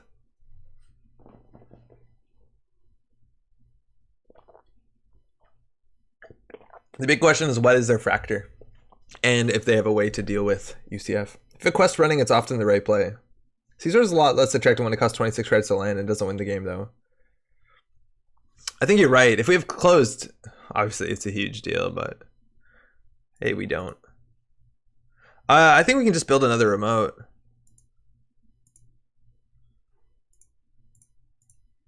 Like, it's still pretty hard to deal with this. They can't trace through it. They need to pull out a thing, and then they still need to do trace anyways, and at that point they've interacted. C-Source is a successful run. Falsified, calling Acid. We're going to res that. Just so they can't falsify it again. That's, okay, so how much influence have we seen? 2, 3, 4, 5, 6, 7, 8, 9, 10, 11. So they only have 4 more influence in the whole deck. They're probably another piece, 12, and maybe another Trickster. I doubt it. Maybe 13, 14 for Falsified, and then 1 like Hunting Grounds or something. What do you want to do with all that money? I don't know. It's like IPO. It's important. Do you mind? I just assume that every deck running C-Source runs closed. Yeah, we just use it for EOI to close the game out. Factor's Croter, because of course it is. Yeah, if it is Croter, actually, they will save money. Or save influence. And they could be on Hushuk. Actually, it's a bit all over the place, but we see 4 1-costers. If they're on Hushuk, they probably play Refractor over Houdini, so I don't actually know if this is a Hushuk deck. So I wonder how they multi-access. Hydra's just terrible. Data Ward's still expensive. Hydra's bad against Switchblade. It's not amazing, though. How does Smoke have this much money? She played 2 pieces. And hasn't run. Besides, Dirty Laundry turn 1. They could Hushuk here. They could. It'd be good. If they can deal with the UCF or they can't deal with the UCF, that's the biggest issue. But they gotta run this or next turn. Possible reason could they have a Houdini or Refractor? I don't know. It is a Hushuk. Why are they running Refractor? Oh, does this fire? If this fires, that's so good. So can they break a UCF? It looks like they can. SMC for what? Palangi probably? It's a 1-coster. Yeah, it's Palangi. Fuck. That's the one weakness. Okay, so we have no teeth. They're just going to clone chip the Plongis in forever. I don't know how we're going to win this. So it's a code gate. Yeah, why aren't they in Refractor? It's a 1-coster. That's so weird. And they're going to see 1, 2, 3, 4, 5, 6 cards, which is all the cards. They don't even have to use a counter or a stealth. They're going to anyways. Hushik C6. How do we win? I don't know anymore. Data War, Data War, Data Raven. Degree Mail Exchange, hard hitting news.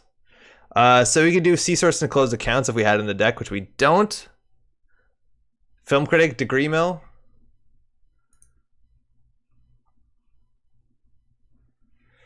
We just don't. Yeah, I don't think we win this one. They'd have to fucked up. They shuffled. So it'd have to be like a reversed accounts or something cool.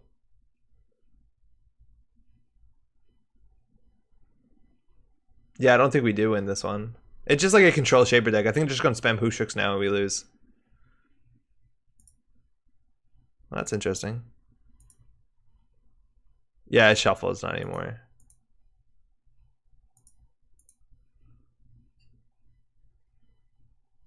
We really have to purge the Plongi before we jam anything. That's the really bad part here. It's like, this is a stupid... I was going to jam the reverse, but I realize how bad it is if you don't purge it. And then they have to overinstall the Plongi to clone chip it back. And I don't know how many options they have to overinstall with. They probably have 2 SMCs back in the left in the deck. They have misdirection, so obviously hard hitting news was bad. So we really need closed accounts. If we do C-Source into closed accounts into hard hitting news, then we can win. Right now we don't have a game plan. If we had the closed accounts, we could win this game.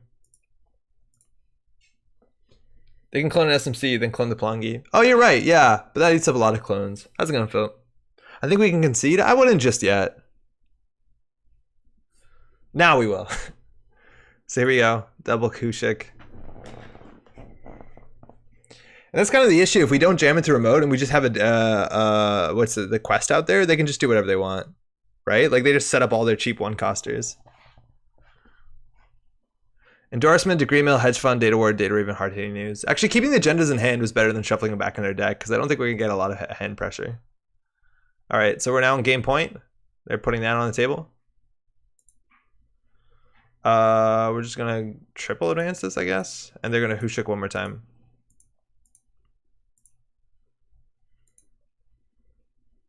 We probably should have thrown out one of these. I don't know. Mind you, they have 5 clicks every turn. I assume she runs Polango. Yeah. Yeah. Honestly, if they're like really brave, they could just Hushik through this and lose all their money. It doesn't matter if they win.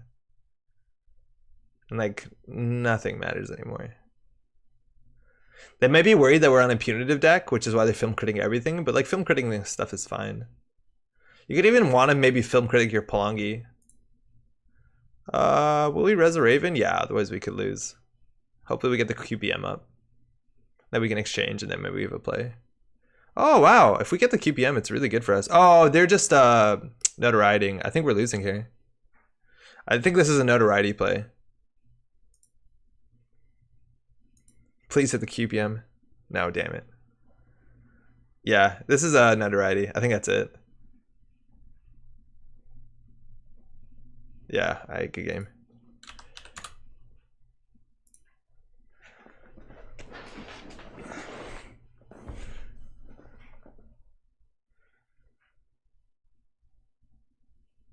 Wait, but then they can't play notoriety. Oh, they clicked for credit, of course.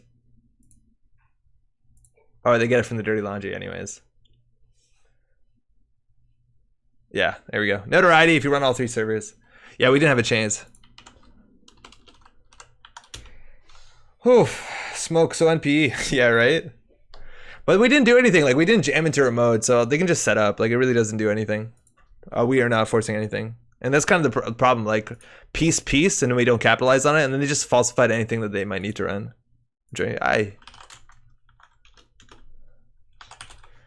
See you there. All right, so I think we definitely need a closed in here. I think we did C-Source and closed, we'd have a game. Oh, I think I left, and they're talking. Whoops. So let's get it closed in here. A single closed account. Do we need the IPO? We can drop. We have to drop something, obviously. So what will you change? I think we need the closed accounts for sure. I'm not sure if I'm loving the Hydra too much. It seems really expensive, but hey, so many of our stuff is. The daily quest is really good for what we wanted to do, but I think we actually just drop an IPO. Archive Memories is interesting. We haven't drawn it yet. I guess it's flexible. Oh yeah, DRM is actually really good. We definitely want a digital rights in here. Let's find our agenda. We can cut attitude adjustment. Can we? Sometimes you flood. Let's just hope we don't flood. Now we can just jam out. I wish our agendas did more, right? What does self-growth program do? So self-growth is something we added to the deck specifically to deal with Liza decks. It says if they're tagged, return 2 cards to their hand so you can bounce paparazzis and kill them. Yo, good game. Thanks for the game, mate. Hey, Clocots. Yeah, attitude adjustment is pretty clutch when we need it. In that game, I think we'd be better off keeping our agendas in hand. And yeah, we have no way to deal with those big run events, right? Like, a lot of times you have to deal with border control, Nisei, stuff like that. That deals with Hushuk and not so much paparazzi, but we don't have that. Yeah, maybe this deck would just be a bit better if you do a glacier thing. It's the same sort of idea, right? Like, our ability is best on the outermost piece of ice per turn, per server. So the idea is like border control, they hit the outermost piece of ice twice a turn, which really gets you more value from that as opposed to not playing border control. But then again, we can't play any of the cool Wayland stuff.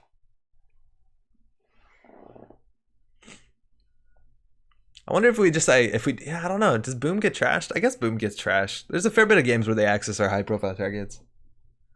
So I don't know. If this doesn't work out really convincingly, I think we're going to find a different deck and just probably play something else. I don't know. That's the problem with Daily Quest. It's just not aggressive enough, right? Like, we're just not doing anything. I think our runners make more money than we do. Yeah. I think Daily Quest is super cool if you go horizontal and you have one in every server. Oh man, make 9, top of turn. That's dirty.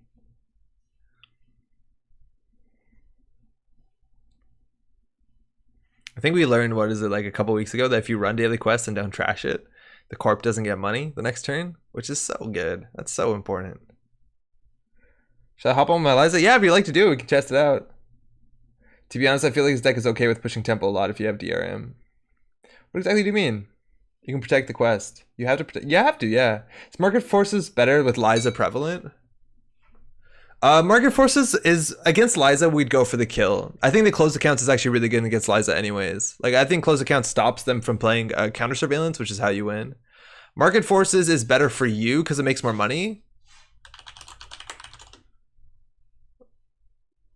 But it's really bad against everybody else. Because like you saw in that game, we really need to close accounts to them for it to be good. Oh, this opening hand's sweet. We have self-growth, we have money, we have double IP block, which is really strong for centrals. This is a really good hand. This is also the sort of deck where a hand where attitude adjustment is good. Thanks, you too. You're good versus Anarch, okay versus Kramer, just offload. Yeah, we're pretty bad against Shaper because of Palangi. There's always one card that's really bad against Palangi. So we'll just ice up all the centrals. We could ice up archives too, but we kind of want them to go tag me because we do have self growth and to kill. They might want to go slow here at the beginning and not take the tags on. They know we're a kill deck, which is a big help. And Amaku on the table, so these are going to proper end the run. So we'll get the slot machine up in there. So right now we have 2 kill cards and 1 consulting visit. Draw once. Oh, quest is good, but we can't really protect it with the slot machine. We'll go archives and we'll take the IPO money. Let's go. I mean, in that specific game, you sat back a lot because you just drew every NGO, and I feel like the deck in general should be fine with pushing for points against Shaper. I think you're right. Yeah, we should just push. That's really strong. Like, we can just jam, and jamming early behind a data ward is great. You have to protect. Oh, I see what you mean. You have to protect the quest. Yeah, I would ice up everyone once. So they're going to need to figure a way to get through the IP block. Unfortunately, the slot machine doesn't end the run, so that Amaku is actually going to get counters.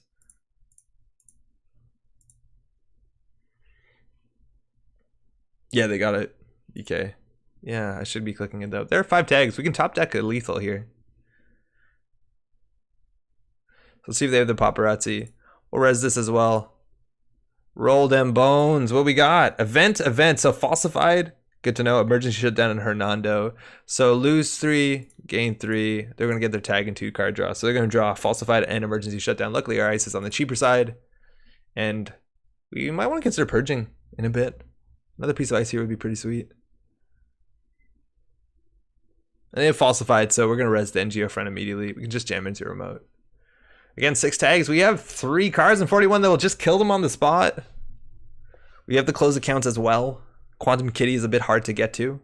Counter surveillance, they could see 6 cards if they got it up. They still need to get through an IP block, and they need 6 credits. 7 actually, because you hit one. You hit the server with Liza. Bank job, interesting. So this is not the deck list of the week, or I don't think either of the winning tournament deck lists. I think we're just gonna jam this. We actually probably just should be drawing because we have lethal in a couple cards. We don't have attitude adjustment, and I think we're not gonna need more money. So event, emergency shutdown, resource. So they are giving us a fair bit of money. So they're probably gonna try and get through the IP blocks. They could run it again and get through IP block for a siphon or something. Timmy, how's it going? What's up? Not too much. We're trying to get some yellow cards. We just want to play this and kill Liza largely. I also think the Argus deck with this in it is like really hot. I don't know where the influence came from though. 3 is a fair bit. Niche cards coming out of nowhere. Silver bullets for days. Liza, 7 cards in hand, just drew a shutdown and a Caldera. Rogue trading coming down. I think we actually trashed the rogue trading. Quantum Kitty we can install naked, but they can always just bank job it, which isn't incredibly exciting. We'll draw for a kill. Don't have it. Trash the trading. And I don't know, gain credit.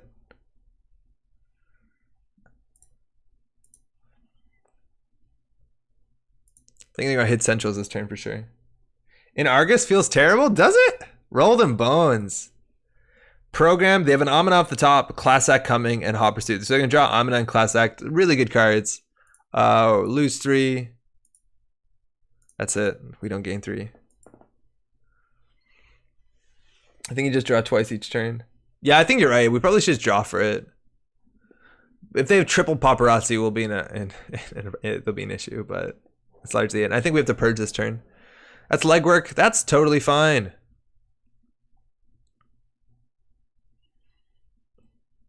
So gonna give us a Quantum Kitty, which sets up an exchange. They can trash anything else, it really doesn't matter to us. Hit the Quantum Predictive, they were tagged, so we get it. NGO, trashing it for 1. Slot Machine, not gonna do too much. They trash a card, no Amaku counter, let alone they did access an agenda, or is it steal? Steal. They tried.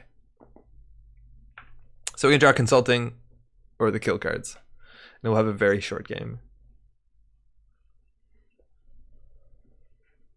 I think against a lot of the NBN matchups, you don't go all in. You don't go tag me immediately. Like you set up Hot Pursuit. That's money.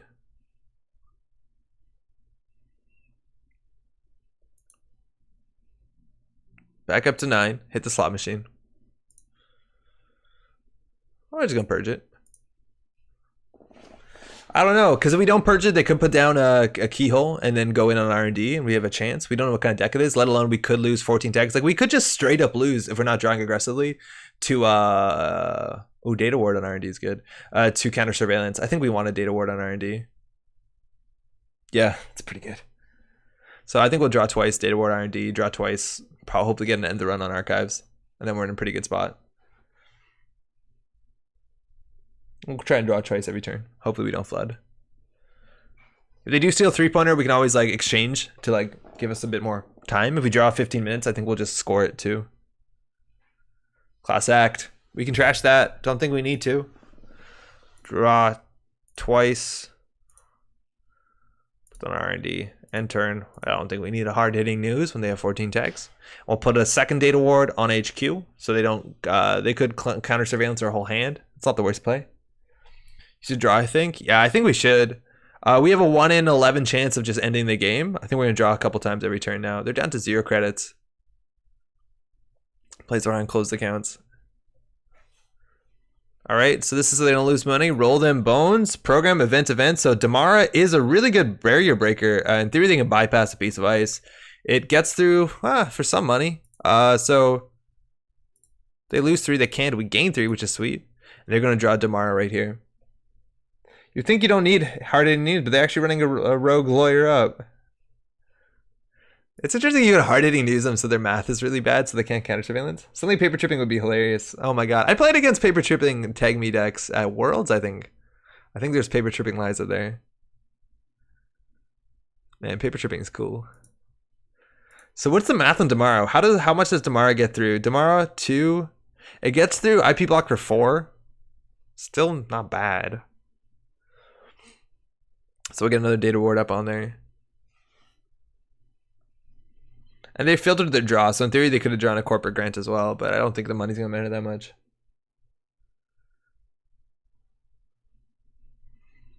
There's the paparazzi and the pad tap. They think they're safe. Oh boy, do they know. ClearMind, TM technology pacifies the trials and tribulations of everyday life. Whatever, NBN. Whatever you think that means, okay. We could just trash this too. I could just trash this. It's not protected. Throw a shutdown and a corporate grant.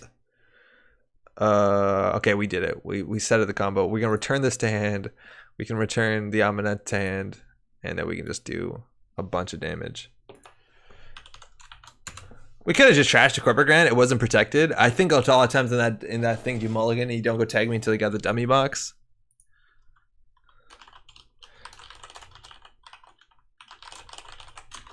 Like I think you need to protect it because NBN will trash it. Like installing a single paparazzi doesn't do anything. If we have the kill, we would just trash it. It makes it a bit more hard against boom because you have to trash it and then have it double. So if we drew into it, but we drew into it. Ooh, whoo. That's how you lose to a counter surveillance. Oh, actually, I don't even know if they have enough cards to steal all of those. 20x's are better than 3 with Stargate. Ah, you need the money. Damara's amazing against Data Ward. It costs nothing, and he can't chip it back. It's really 4. Yeah, you need 20 credits. No biggie. That's why I think trashing the rogue trading is really important, because counter surveillance needs tags equal to credits equal to tags, and if their money's no good, their money's no good. I want to play something else. What's good, chat? What's fun to play right now? It doesn't have to be competitive. Hey, cheers.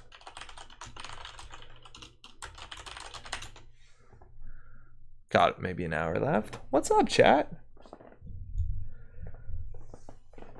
Freedom is good.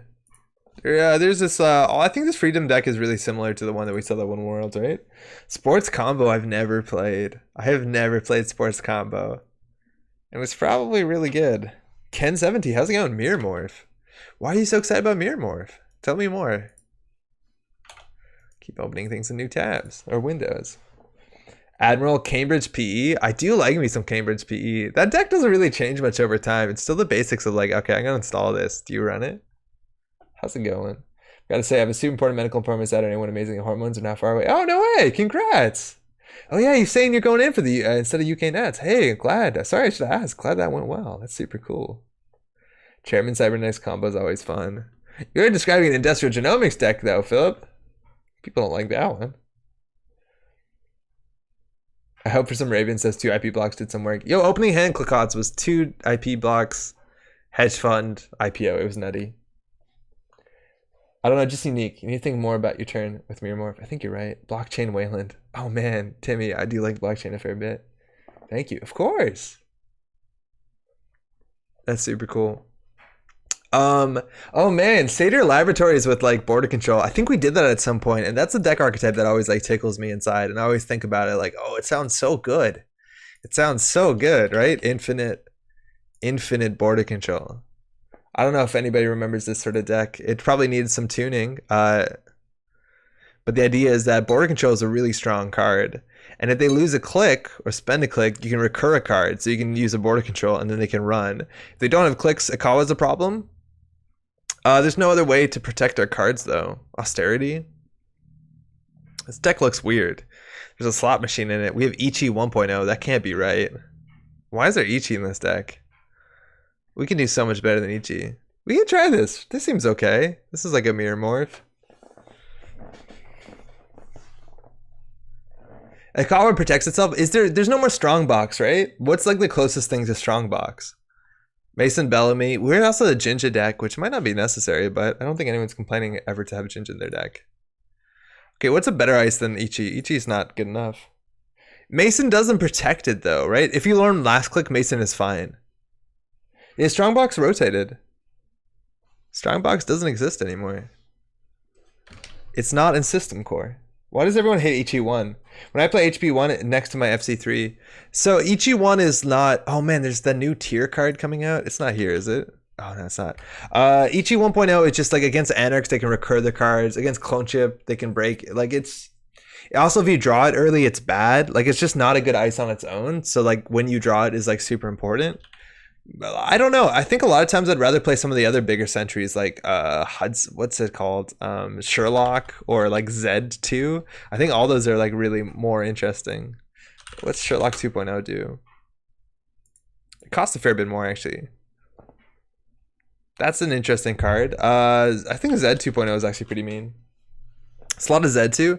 Trash one hardware, trash one hardware. That's not that good either. It's got to put the Highland and Mason lock on. Yeah, the problem with Highland though is Highland is a grid and you can't do Highline and Jinja. I've seen some Kamala, but it's so bad versus MK. Oh yeah, Kamala. Wait, is it Kamala? Kamali, excuse me. Oh man, I also want to play that other card. Run does one brain damage, install resource. I'll try this. This doesn't sound amazing. Yeah, they pay 3 credits and they click once. Night Dancer. That's not even a Byroid though. And this deck can't use the clicks really well. Like we only have one 3/2. So this card isn't amazing. I do like this card though. Sub boost it. Just pretend tier is legal. It won't. It doesn't exist on JNet. There's a new card that comes out. It's called Tier. I don't know if y'all seen it. Tier Liga Instagram. So Liga spoiled this. Liga Smashkalne. This is a new ice that's coming out. It seems in the next set, and it's pretty good. It seems pretty good. 10 is a lot, but a lot of times you gain 3 credits back. The best ice in a Black Orchestra, less word. Yeah, with less Black Orchestra, Night Dancer got a bit better. Troll is cool. A Troll is cool with Heinlein. Or Helheim. Man, Helheim is also a thing. I don't know. We'll try Kamali and we'll try one Ichi and we'll call that a day, I guess. Oh, Ichi. So what's the problem with this deck so far? Our influence is spent in really fucking weird ways. Switchblade played will laugh at tears. Yeah, it will. It definitely will. So will Fem too. We got Fem today as well. Our money is not good. How do we put money in this deck? I don't like that we have an attitude adjustment. I don't like Celebrity Gift. I don't like Slot Machine. How do we make all this stuff better? Okay, so I don't know. Why do we have all this stuff? So that they can click through it? Play DQ? But we have Austerity. I don't know if we can. Like the DQ is just as good as Adonis. We can run 2x. Okay, hold on. Okay, I think we just like we should just play like end the runs. Like we are playing Jinja. We need end the runs. You have a ton of 5/3s, do punitive. That's a lot of influence. We also can play the other clearance that's now legal, right? Go brain damage HP with Chairman Hero. Use the EBC to tutor him, throw him out safely, then use a Vitruvius scanner and assembly lines to install him after runners. Last click for the flatline. What? How will I kill him? Oh, if they have brain damage. Surveyors. Yeah, Surveyor's good, but then this deck gets very samey. Violet level clearance. I don't know if it does much for us. Oh, the Violet. Sorry. Yeah, Violet is the one. Red level doesn't do much for us. Can it be correct to cut Eli? It's Satyr, but oh man, Satyr Adaptive Barrier is so good. Okay, we just need to get more money in this deck. We need a fair bit more money. Satyr definitely needs money. Yeah, I 100% agree. Our ice is really expensive and we have very little money in this deck. They'll never click through her stuff. Yeah, that's why I don't like Eli. I guess then it's like a cheaper Satyr, but it's only 1 credit cheaper. And this deck, like this is 3 strength. This is 4 strength. Whatever. Mason never works. You're right, Mason never works, but Mason means they run last click, which means border control is good. So that's kind of what we're doing here. Jinja MCA seems like a good way to lose out of HQ. Yes. So we gotta jam things. How do we fix money though? Is Fairtrade too good? Yeah, it's pretty good. People usually a lot of times click it, but otherwise it's like annoyingly taxing. It's like not a bad ice. We need something for centrals. Okay, we need money. We have 6 influence. How do we spend 6 influence on money that isn't daily quest? Because I think we need a jam. Oh, Turing is also pretty good. Yeah, I think Turing is worth a slot. Yeah, Turing is a good meta choice. We can drop it FC2. FC2 has good numbers on everything other than Aminet. Yes, Aminet's really bad. But FC3 is also bad against me. Celebrity gift 2 times. No. How is it hard to figure out money? Like, I can't think of immediately what's a good money card. What's a good econ card? And I don't love playing Celebrity Gift. I think we play this deck and we said Celebrity Gift is specifically bad because we're playing a Jinja deck. Celebrity Gift plus Jinja is terrible. It's really bad, Celebrity Gift plus Jinja. Because like our hand is either not has a lot of stuff in it or is only shit that we want to protect. Yeah, I don't know. I don't want Daily Quest because I want to use our remote. Like Adonis, but then we have all this influence left over. What do people do for like Asa decks? Biased reporting? That's not really an econ card, is it? Like, it takes so long for that to be good. That is option. You took a VLC in a poor Jinja deck? I did. It was never in there. I put BLC instead. How much better is VLC to BLC? Green Beans is also not an econ card. Like, I want something that gives us like 4 to 5 credits. Targeted marketing, also not an econ card. People don't give you 10 credits. That's like a control card. BLC plus 3-pointer seems bad. VLC plus 3-pointer seems bad, but I think you have a stronger argument. This is 3 and 4 cards. This is 3 and 2 cards. Too big to fail. Honestly, I kind of like it. One bias gives 4 except against Anarch.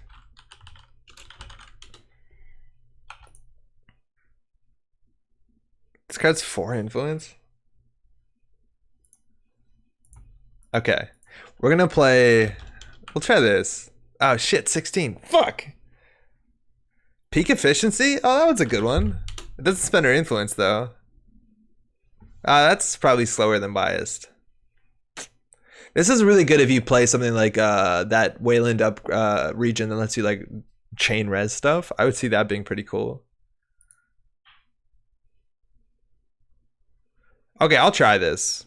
I'll try it. I'm not convinced. 51 cards. I'll try BLC over VLC. Okay. Successful demo. Man, successful demo is kind of cool with border control. Kinda, but also really bad with 5/3s. So, successful demo is fun. Bad puppet means they won't click through ice, right? Yes, it means they won't. And it means other things that are in our deck, like Ash, which aren't in our deck, would get better. Ash is also really good against a deck where they lose clicks. Ash is probably better than Mason Bellamy, but hey, only time will tell. We have a good name. It's Click Control. Peak's okay in Architects. Exactly, yeah. Stuff like that's really good. Cut MCA for Ash. I think MCA has like a really potent win condition. I don't know if we want to cut it. This is where the opening Ichi is clumsy. Against Anarch is not good. Hey. Sexual Demo is just a card I can imagine getting real annoyed at a runner playing. I want to do that to other people. I used to play that card. I feel like we can do better than this. We want to mulligan for Jinja. Well, we didn't do better. Standard Procedure was the card I was thinking of. What does Standard Procedure do? Okay, we have the Jinja. We don't know what kind of...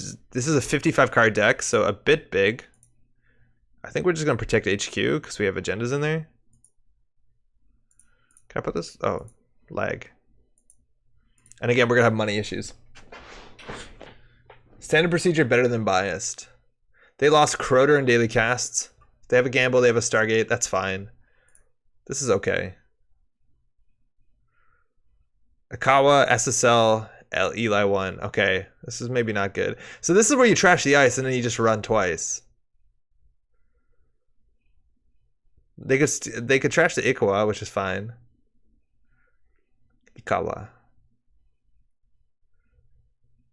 Yeah, now they can just run twice. Well, they can't actually. Oh, Ikawa's on top. Ooh, that's really bad ordering. Our hand is going to be in a terrible spot. So this is a res card from Archives. Remove all the copies. So we can just get the Eli onto R&D if we really want to. Not amazing. We also know we don't have to res the Jinja. And the pressure's going to come out here. Oh man, this hand. We took Attitude Adjustment out of the deck. They could have gotten like 6 points. They can't because of Ikawa Project. But could they have? If it was in the other order, I don't know. They could have got 3 points out. Now they're going to get nothing in Pressure HQ. So we probably should have jammed an agenda, honestly. We have to Eli and R&D. Hopefully we draw an agenda. The fact that they're going to Stargate us is a problem. Oh god, they have immolation script. That's so bad. Can you move your face? Oh yeah, so sorry. Yeah, we could consider restoring the Eli into R&D. So it's Stargate, it's Mason Bellamy, Eli, NGO front. This is interesting. They still don't have a way to deal with this ice. They could be on DDoS. We have half the agendas already? Yeah. 3, 6, 9, 10, 11. We have more than half the agendas. No agendas left in R&D. Yeah, now we don't have to ice R&D. It's a second Eli. So this is an architect. This is going to fire, which brings the Eli back. So this is good. Oh, actually not necessarily brings the Eli back. So what we know, we're going to draw a Bellamy, which isn't amazing. NGO front, Fairchild 2, which is good. Rashida board control. Okay, so this Jinja is not going to go very far. Now we can install card from HQ or archive. So we could have brought the Eli back, or we can just jam an agenda out of hand.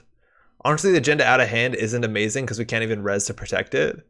So I think we're just going to get the Eli. We have to pay install costs on this one though, which sucks. Oh, this is a really clumsy opening. This is a really clumsy opening.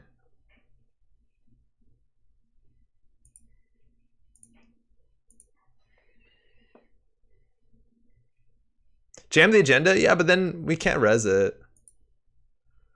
They might not know it. At least they stole the EcoA. Actually, I'd rather them steal the SSL. Oh, actually, if they stole the EcoA, they couldn't have stole the other EcoA, so maybe we could have jammed it, but then we can't score it. Like, we have to advance it. Like, we have to advance it, and then we can't res the ice. Like, jamming the gem is bad. The stomach hurts from looking at it. Yeah, this is really bad. This is very, very bad. Okay, so next is NGO front, so we could draw, install, advance. Which is, yeah, draw, install, advance is okay. Draw, install, advance. So we spend 3 clicks and 1 credit to get 4. Or we could click to 3 and then install advance events. Yeah, that's probably fine. Yeah, okay, that's acceptable. So this is where pen and paper is really good because you're allowed to do that in game. So we could have seen the next card. So I forget the next card. Next card's NGO front. After that, what is it? It's like another Mason Bellamy or something terrible? They injected, they got a daily cast, a Mystic, a Hippo, and a Swift. So Swift is really interesting. That might mean that they're unwanted and a lot of stuff. Hippo is actually really bad because we have a lot of clickable ice. That's again why Satyr might be a bit better than the Eli. Same old thing, also really good with Swift. They can, same old thing, immolation script. That's really scary. MK Ultra also just discarded, so HQ pressure is going to come up in a real way. They know we're holding 1 more agenda.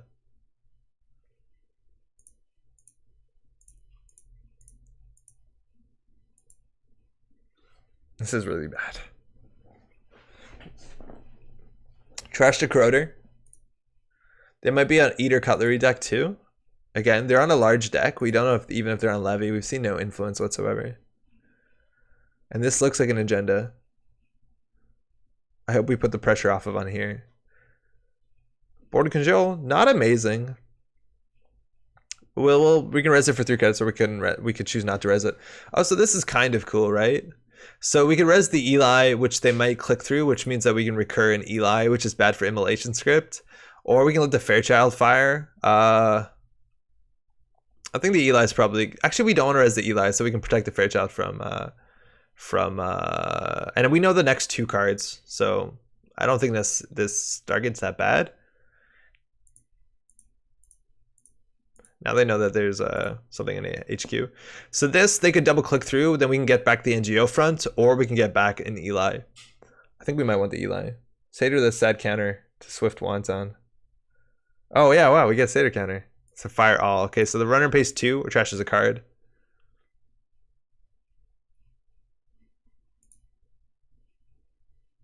So they pay 2. Here's another 2, trash a card. They could trash a daily cast, it's the same thing. In fact, it's better to trash the daily cast, but I guess they're not accessing. We trash the Swift from hand. They only have 4 hand size now. So you can see 3 cards. I think we knew 2 of them. So it's Rashida, Border Control, Architect. Okay. So they trashed the Border Control. So we can always get that back. So the next card is Rashida, and then it is an Architect. So we know into Jinja, which is not right now. There's the Mystic. So they can't trash this. This is protected against Hippo. They can trash this. They can't trash this.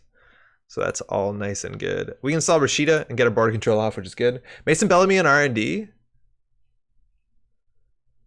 That's interesting. I think it's better not to do it right now, though.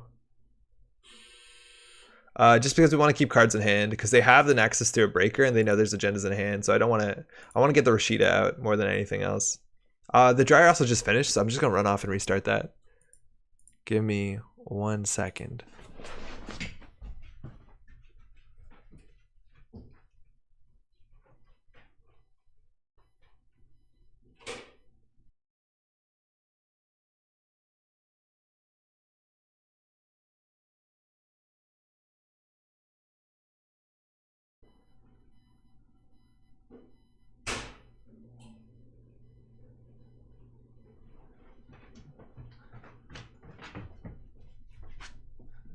Oh, hey.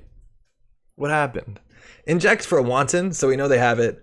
A Hippo, a Liberated, and an MK Ultra. So this Swift is coming back. So they're going to Wanton our hand, which is fucking bad.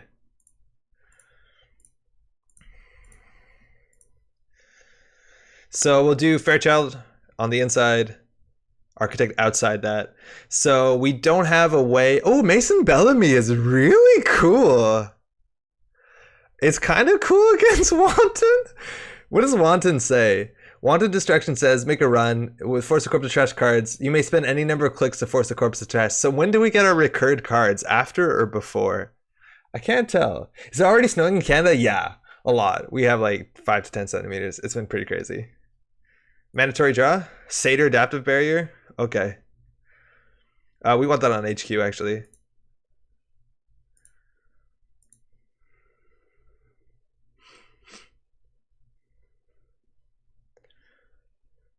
You'd get it before they trash. Fuck. Not good. MC Austerity also can be pretty good, but they're going to cancel it out with Swift. Mason Bellamy, kind of good. Kind of good anywhere. We definitely need IPO. Maybe we just do credit IPO. We also jam an agenda here, which seems pretty safe behind all this shit. I want this one.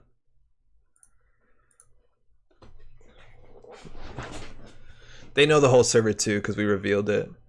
I've had worse. I've had worse. Both trashed. They're halfway through the deck. We've seen now what? 4 influence? With double Swift? They could be on like diversion, other cool stuff. There's a Hippo, so that pressures us. We don't want to res the outermost ice on a server. And they're just clicking up. So we can do advance here. If we res the Satyr, they can get through it. 2 Corroders are out. So that's pretty good.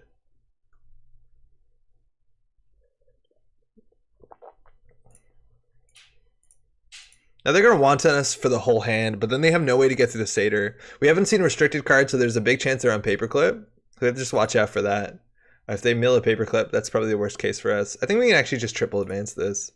How much money does that have? 4, 7, 8, 9, 10, 11. I think we do triple advance this. Either that we gamble. Whatever. They're on Corroder, so they're probably not Paperclip. I think in a 55 card deck you do both. So they're wantoning, so this is actually going to end the run, which is sweet. Get the fuck out.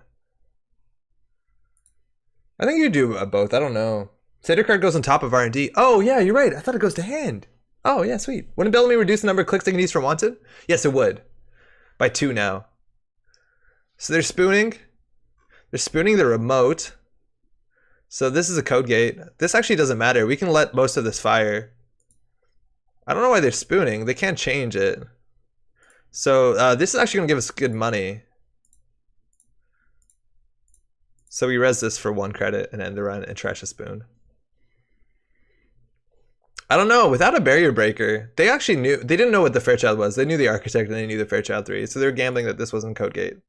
Oh, it's an immolation script. Same old thing, immo. So that's going to trash the border control. So this server isn't safe unless it was that. So we're going to lose the border control here. Feels good. So if this is the... Fuck. Can they deal with the FC3? No, they can't. Okay, that's okay. So that's okay. What's happening? They were baiting the immolation script. Same old thing, immolation, which they get a click back. I'm running out of steam. It seems okay. Okay, so we don't want to res the Architect, but we do want to res the Fairchild 3, which I think will hit. They have a Black Orchestra. No, they could get through it. Still think we res it. So if we swap this with the Ikawa, we'd be good. And they're on game point, which is really scary. So there's still one more sub here.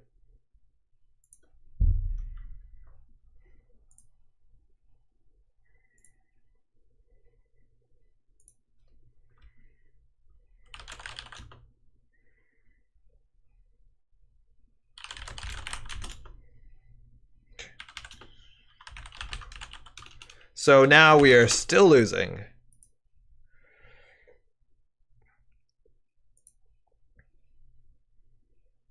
And Mason Bellamy wouldn't have done anything in the server. This is where Ash is like strictly better than Mason Bellamy.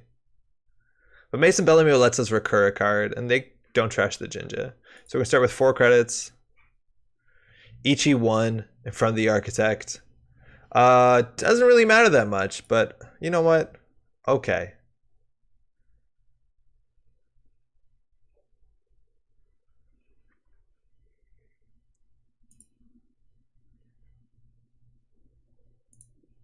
Which one?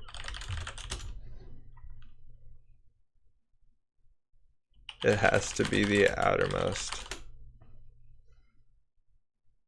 Yeah, they can't hippo this one. Hippo's only the outermost. So unres dice protects from hippo really well.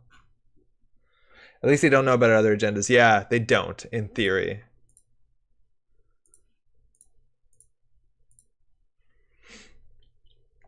This could be a Mason Bellamy. They know we have one. They have a Black Orchestra and a Stargate.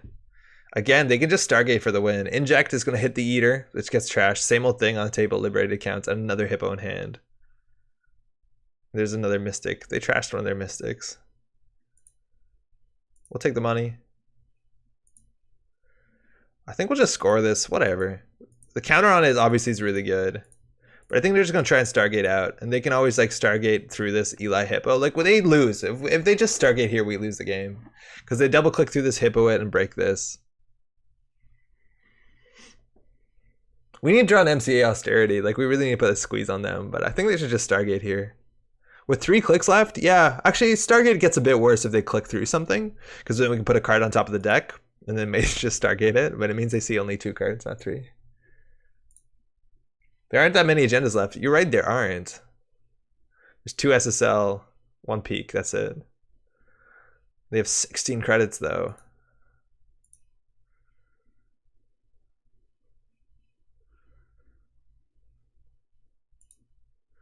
It's just we're gonna lose here. We're definitely gonna lose here.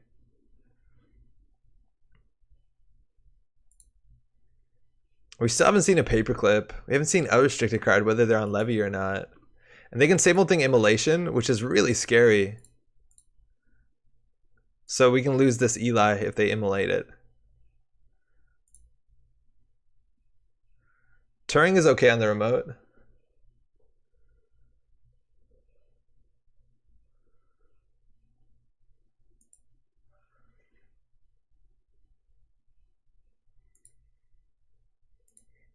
Fucking restoring a border control isn't the worst. We can do it on R&D. Actually, it might not be the worst. And I want to keep cards in hand because I think they could HQ pressure. They might want to Satyr through this. That might actually have been a good turn to install advanced bands. The server's bad. They can hippo the first FC3, then immolation, then inside FC3. Yeah. It's going to be expensive. And in theory, this is like a defensive combo, right? But like, I still think Ash is the better. Mystic Miami playing that free I've had worse, drawing 3 more cards. Only 5 left in their stack. Haven't seen almost any influence. We've seen 4 influence. What the hell is in their hand? 2 levies? Gamble. 21 clicks. Still not seeing enough run events. All Wantons are out. Eater's coming down. So they're just going to Eater a Stargate, and they're just going to eat this thing. So I think we lose right here. Yeah, I think it might be Doof. Maybe even Embezzle. But Embezzle seems like overkill with the other card. But now they have Eater. Now the Turing we want to put on R&D, but they just break it for 3 credits anyways.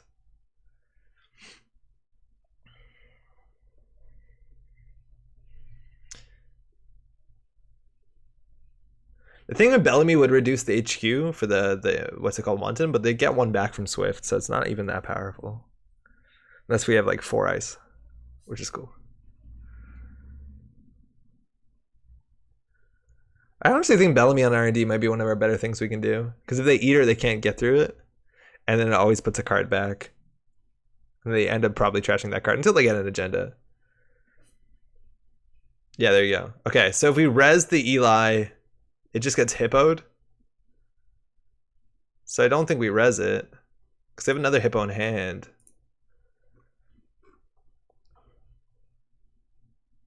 Paying 4.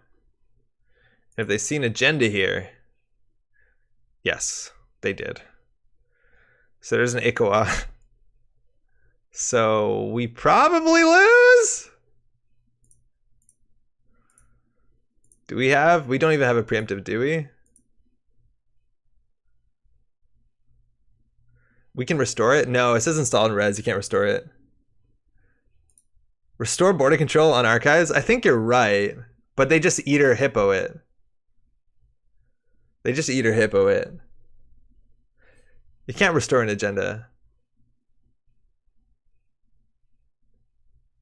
Can you restore an agenda?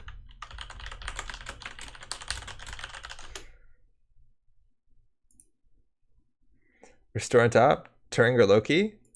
They can break it though. Oh, I see. Yeah, we double install. Can you the core use restore and install an agenda from archives?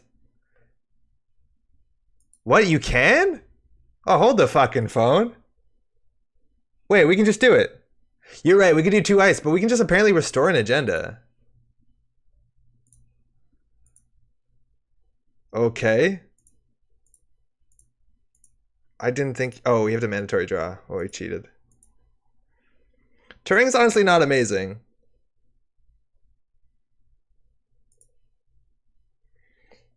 Yeah, you can remove agendas too. You can restore border control and archives, put Bellamy there, put the agenda back on RD when they break. Yeah, we could. That's another option, but I feel like just jamming the agenda might be a bit better.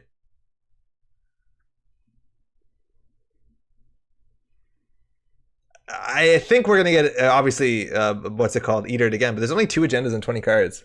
Yeah, I didn't realize Restore could do that. I'm surprised. Because it says res, but again, I guess you do as much of the ability as you can. That didn't seem correct. I didn't even think if the server is secure or not. It's probably not. Yeah, there's diversion. Okay. Is this a problem? Yeah, probably. They can double diversion us, run the remote, but then they can't steal it. They could eater this. Partial resolution, exactly. So they're hippo in it? No.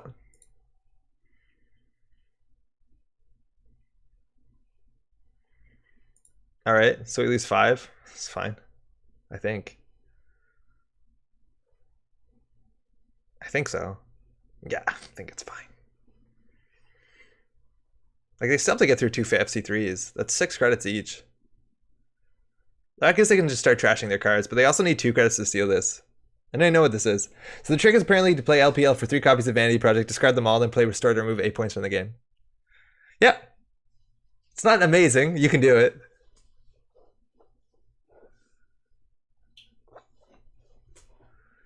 I wonder if that's ever worth doing, like in IG decks? How much is Restore? Because Restore is also really good in Industrial Genomics, and if Industrial Genomics could remove agendas. Did we stumble on something really gross? So they're spooning. Okay. Alright. The fact is we also need 3 credits to score this, which is an issue.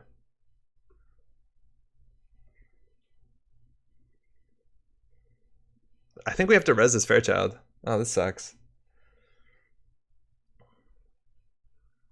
So we can only res one ice. The Ichi doesn't matter. The Architect. Oh, Ichi technically does matter. No, it doesn't. Does it matter? No, it doesn't. They'll just break it with Eater. They'll break anything with Eater. Whatever. We'll res this. This is expensive. We can Architect? Yeah, but they just eat it. Oh, you're right, though. That keeps them out. Oh, fuck. Was Architect right? They also have MK Ultra. This is kind of cool because it's redundant between the Hippo and the Spoon. Yeah, if the Eater, they can't access, but then they can just run again. Like, now they also still can't access. I know we can't score, but they also can't access.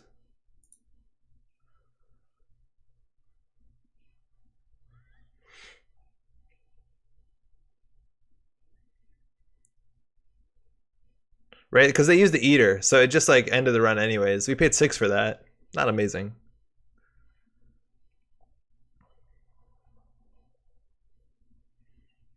So they don't have 2 clicks and they have to get through this and get money. And next turn we'll just like pay for the Architect. So like their money's drying out too. So obviously we're clicking for credits, which is not great. But that was okay. I feel like the Architect might have been better, but they could just let the Architect fire. And then we don't have anything to protect this with. Like we can't put a border control on it. Oh. Oh.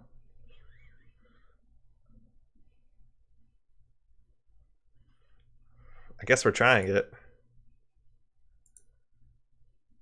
Bias reporting. First copy. So we choose programs so they can trash anything. And they get money, though, to do it, which I hate.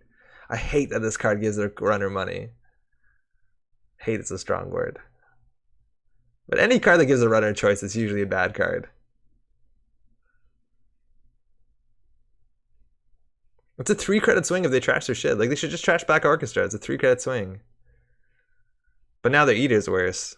So we gained 2 credits, they gained 1. I think that was bad for us. If we had a hedge fund here, it would have been better, but we don't. We can install Austerity, hit Austerity, but we need 3... We need 7 credits. We're not going to get there anyways. Do we install Bellamy? Yeah, I think we install Bellamy. This is hella awkward. This is so bad. We can't even, like, res both of these. Yuck!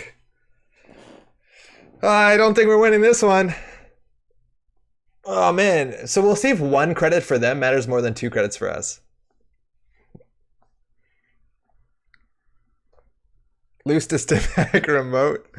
Yeah, same old thing as StimHack Remote, we lose anyways, so not much we can do. Trying to figure out what's on server 1. They should know. It's in the chat log. I should just tell them. Right? They know all of these.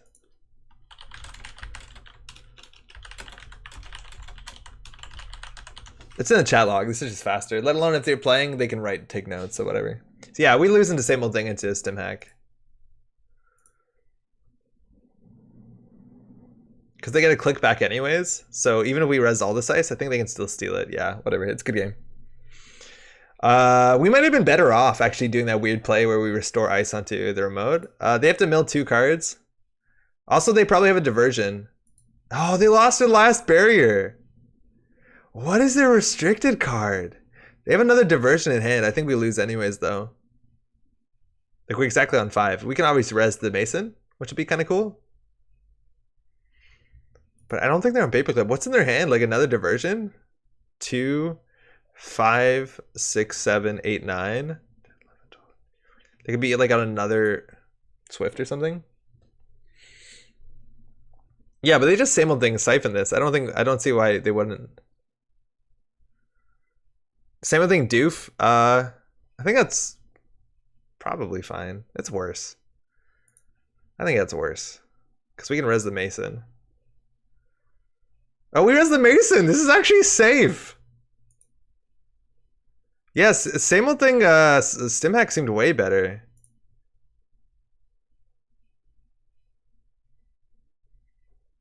Yeah, Mason saves it here. We're not gonna have any money though. Yeah, totally.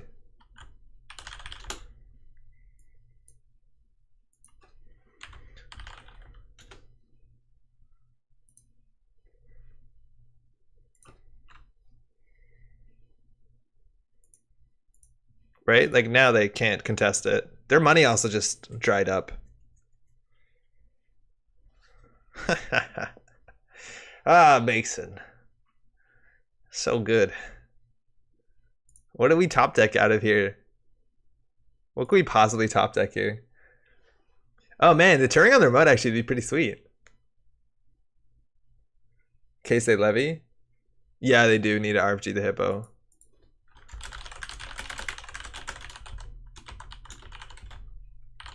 But the hippo should be RFG'd instead of trashed. You can just type that command and click on it. Yeah, I didn't realize I trashed it. Yeah, hippo removes itself from the game. I don't know if they're on recursion. Maybe they're actually just on, they could also just be on labor rights. Thank you, Parallel.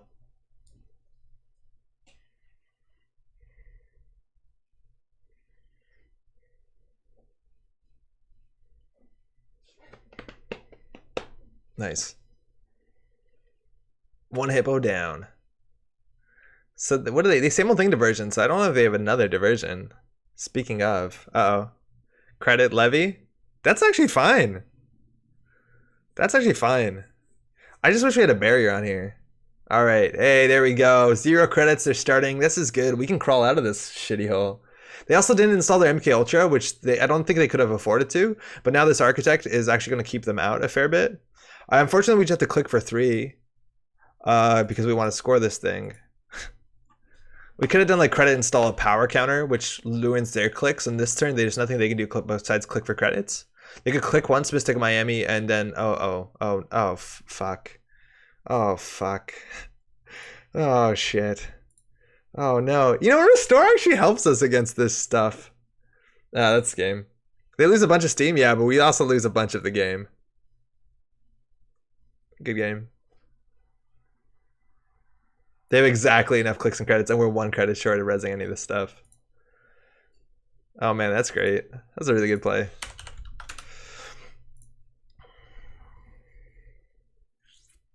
Oh man, that's awesome.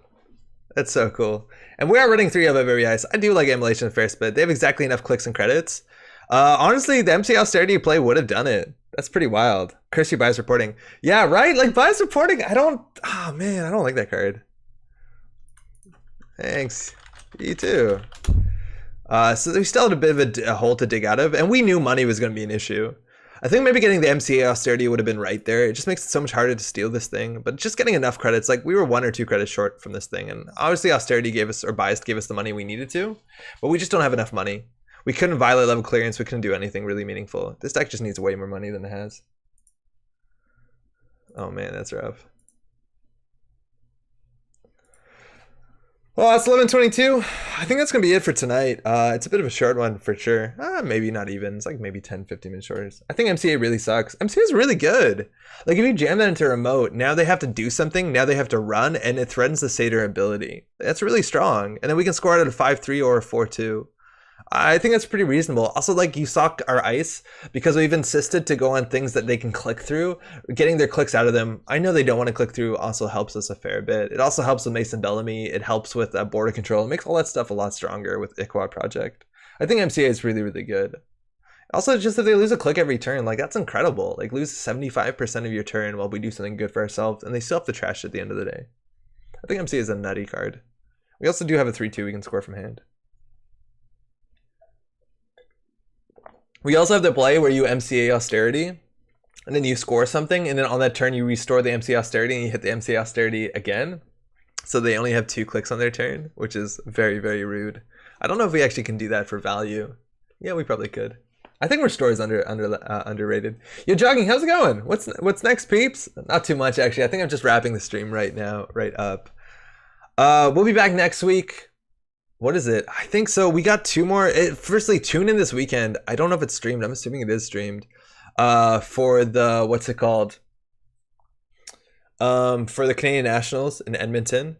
We're on a holiday in 2 weeks. So next week is going to be our last stream for a bit. I'm going to make some video content. So there's going to be stuff coming up when we're not here. But I'm not here for the next 2 weeks. What's the calendar look like? Well, we'll be back, I think, Oh wow, we'll be back a long time from now. We'll be back on the well, we're streaming next week, so don't. But like, there's gonna be a couple weeks where we're not gonna be streaming for a bit, so we'll be back much deeper in December. But we are going to be here next week, so no worries about that. Oh no, yeah, sorry to say that. It's been a while since I've been gone to see my family, so excited for that. Thanks to everyone we played against today. Thanks to everybody in chat. Everybody following along, watching the VOD, all that stuff. That's super cool. New cards, we get to talk about them relatively soon. I believe Community Spoiler Week is in the top of December. So we did get some new cards from Nisei from the new set, which is coming out also relatively soon. I think the same week that we will be back in December is the same week when the new set will be back. So that's going to be fantastic. That lines up perfectly. Again, we are streaming next week, so no worries there. So we'll be talking about some new cards relatively soon. You'll see the new set relatively soon. It's a really exciting time for Netrunner and also holidays. So we'll see you next week. Ciao.